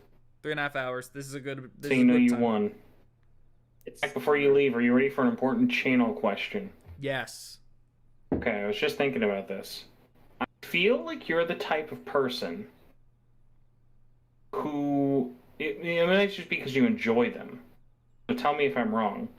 I feel like you're the type of person who would have a podcast, but I don't know why you don't have one outside of it's more work every however long you want to do it. I think that might actually be it. Well, I mean, simplest answer. I mean, there's that, but then also, there's that, but then there's also, everyone commitment has to the Maggie Dolan podcast. Your unwavering commitment to it. Yeah, the thing that there hasn't been a new one in almost a year. Any day now, it's happening. Any day now. No, I think what it really is just everyone has a podcast, and it would just be very difficult to actually get any attention. And I just also I'm gonna be real, dude. Out of our friends, name anyone who's not me who does a podcast. Gnarly did for a bit. I used to do a podcast. What was your podcast? It was very old in like 2013 before I knew any of you. The Stella Glow podcast. No, Stella Glow was even out. This was about Dragon Ball. Baby. This was like the a Stella Dragon Cast. Ball pod. I would actually fuck, that's a good name. That is actually a pretty decent name. I'm stealing that, Mac. I will give you no credit. Oh. But yeah, yeah, no. like I feel like all of our friends who used to do podcasts just got burnt out on it and gave up. Mm-hmm. I don't know. It's the kind of thing where like I have thought about like podcast stuff, and it's the kind of thing that like if I was invited on, I'd be like, yeah, totally, why not? But it's the kind of thing where like I don't want to be in charge of one unless I feel like it could like unless it would people would watch, because there's so many dang podcasts. What would you do? How much 10-cent money would I have to do if I just went to you one day and said, Mac, I'm sick of doing this solo. I gotta go back to a 2-man show. I need you to be my second man. How much convincing do you think I'd have to be? Like, I'm stealing you from Gnarly. How hard would that be? I would need the ability to have it would need to be consistent and always be on a certain day, because my work schedule is stupid. I love that you say that as if I don't already do this every week. Yeah, I know, but it would need to be consistently at a specific time so I could always request that day off. Or change my hours. That's true. That's true. Like the only day that I ever I'm permanently I'm not available on this day is Monday, and that's mainly because one, I want to have one consistent day off, and two, definitely thought you were about to say I want to have a kid. I want to have a kid. I mean I do, but I want to have one consistent day off, and also that's the day I stream. So that's like what's so hard, dude. Especially with like mine, because my vacation just started tonight. So I'm off for the next 9 days, but it's kind of funny that like I'm off for the next 9 days, but I'm also going to be going to a convention where I will definitely be making content at that convention. I will be running panels. I will be interviewing guests. So I'll be really like doing working. stuff. Well, I love that work. I never think of that as like convention stress is like my favorite kind of stress. But like going to like our normal thing of like I have 2 days off. It's always Tuesdays and it's always Wednesdays. Tuesdays is podcast day, unless I'm on top of my shit, which has been hard recently. So then it's like, okay, I have 1 day. Then what makes it extra sucky is like I'm almost at a month now of having no car. So on top of no car and I work from home, I'm been so stir crazy, dude. So I totally get what you mean about like I feel like so many days off I've had recently are like I'm just wasting my time. I could be doing something else. I should be doing something else. Where it's just like, how do you juggle your free time with I want to just play something time when like, oh, I could do a video, or I should do a video, or I should work on this script, and then add the other factor into it that like, oh, also I live with someone. My wife would like to spend time with me probably.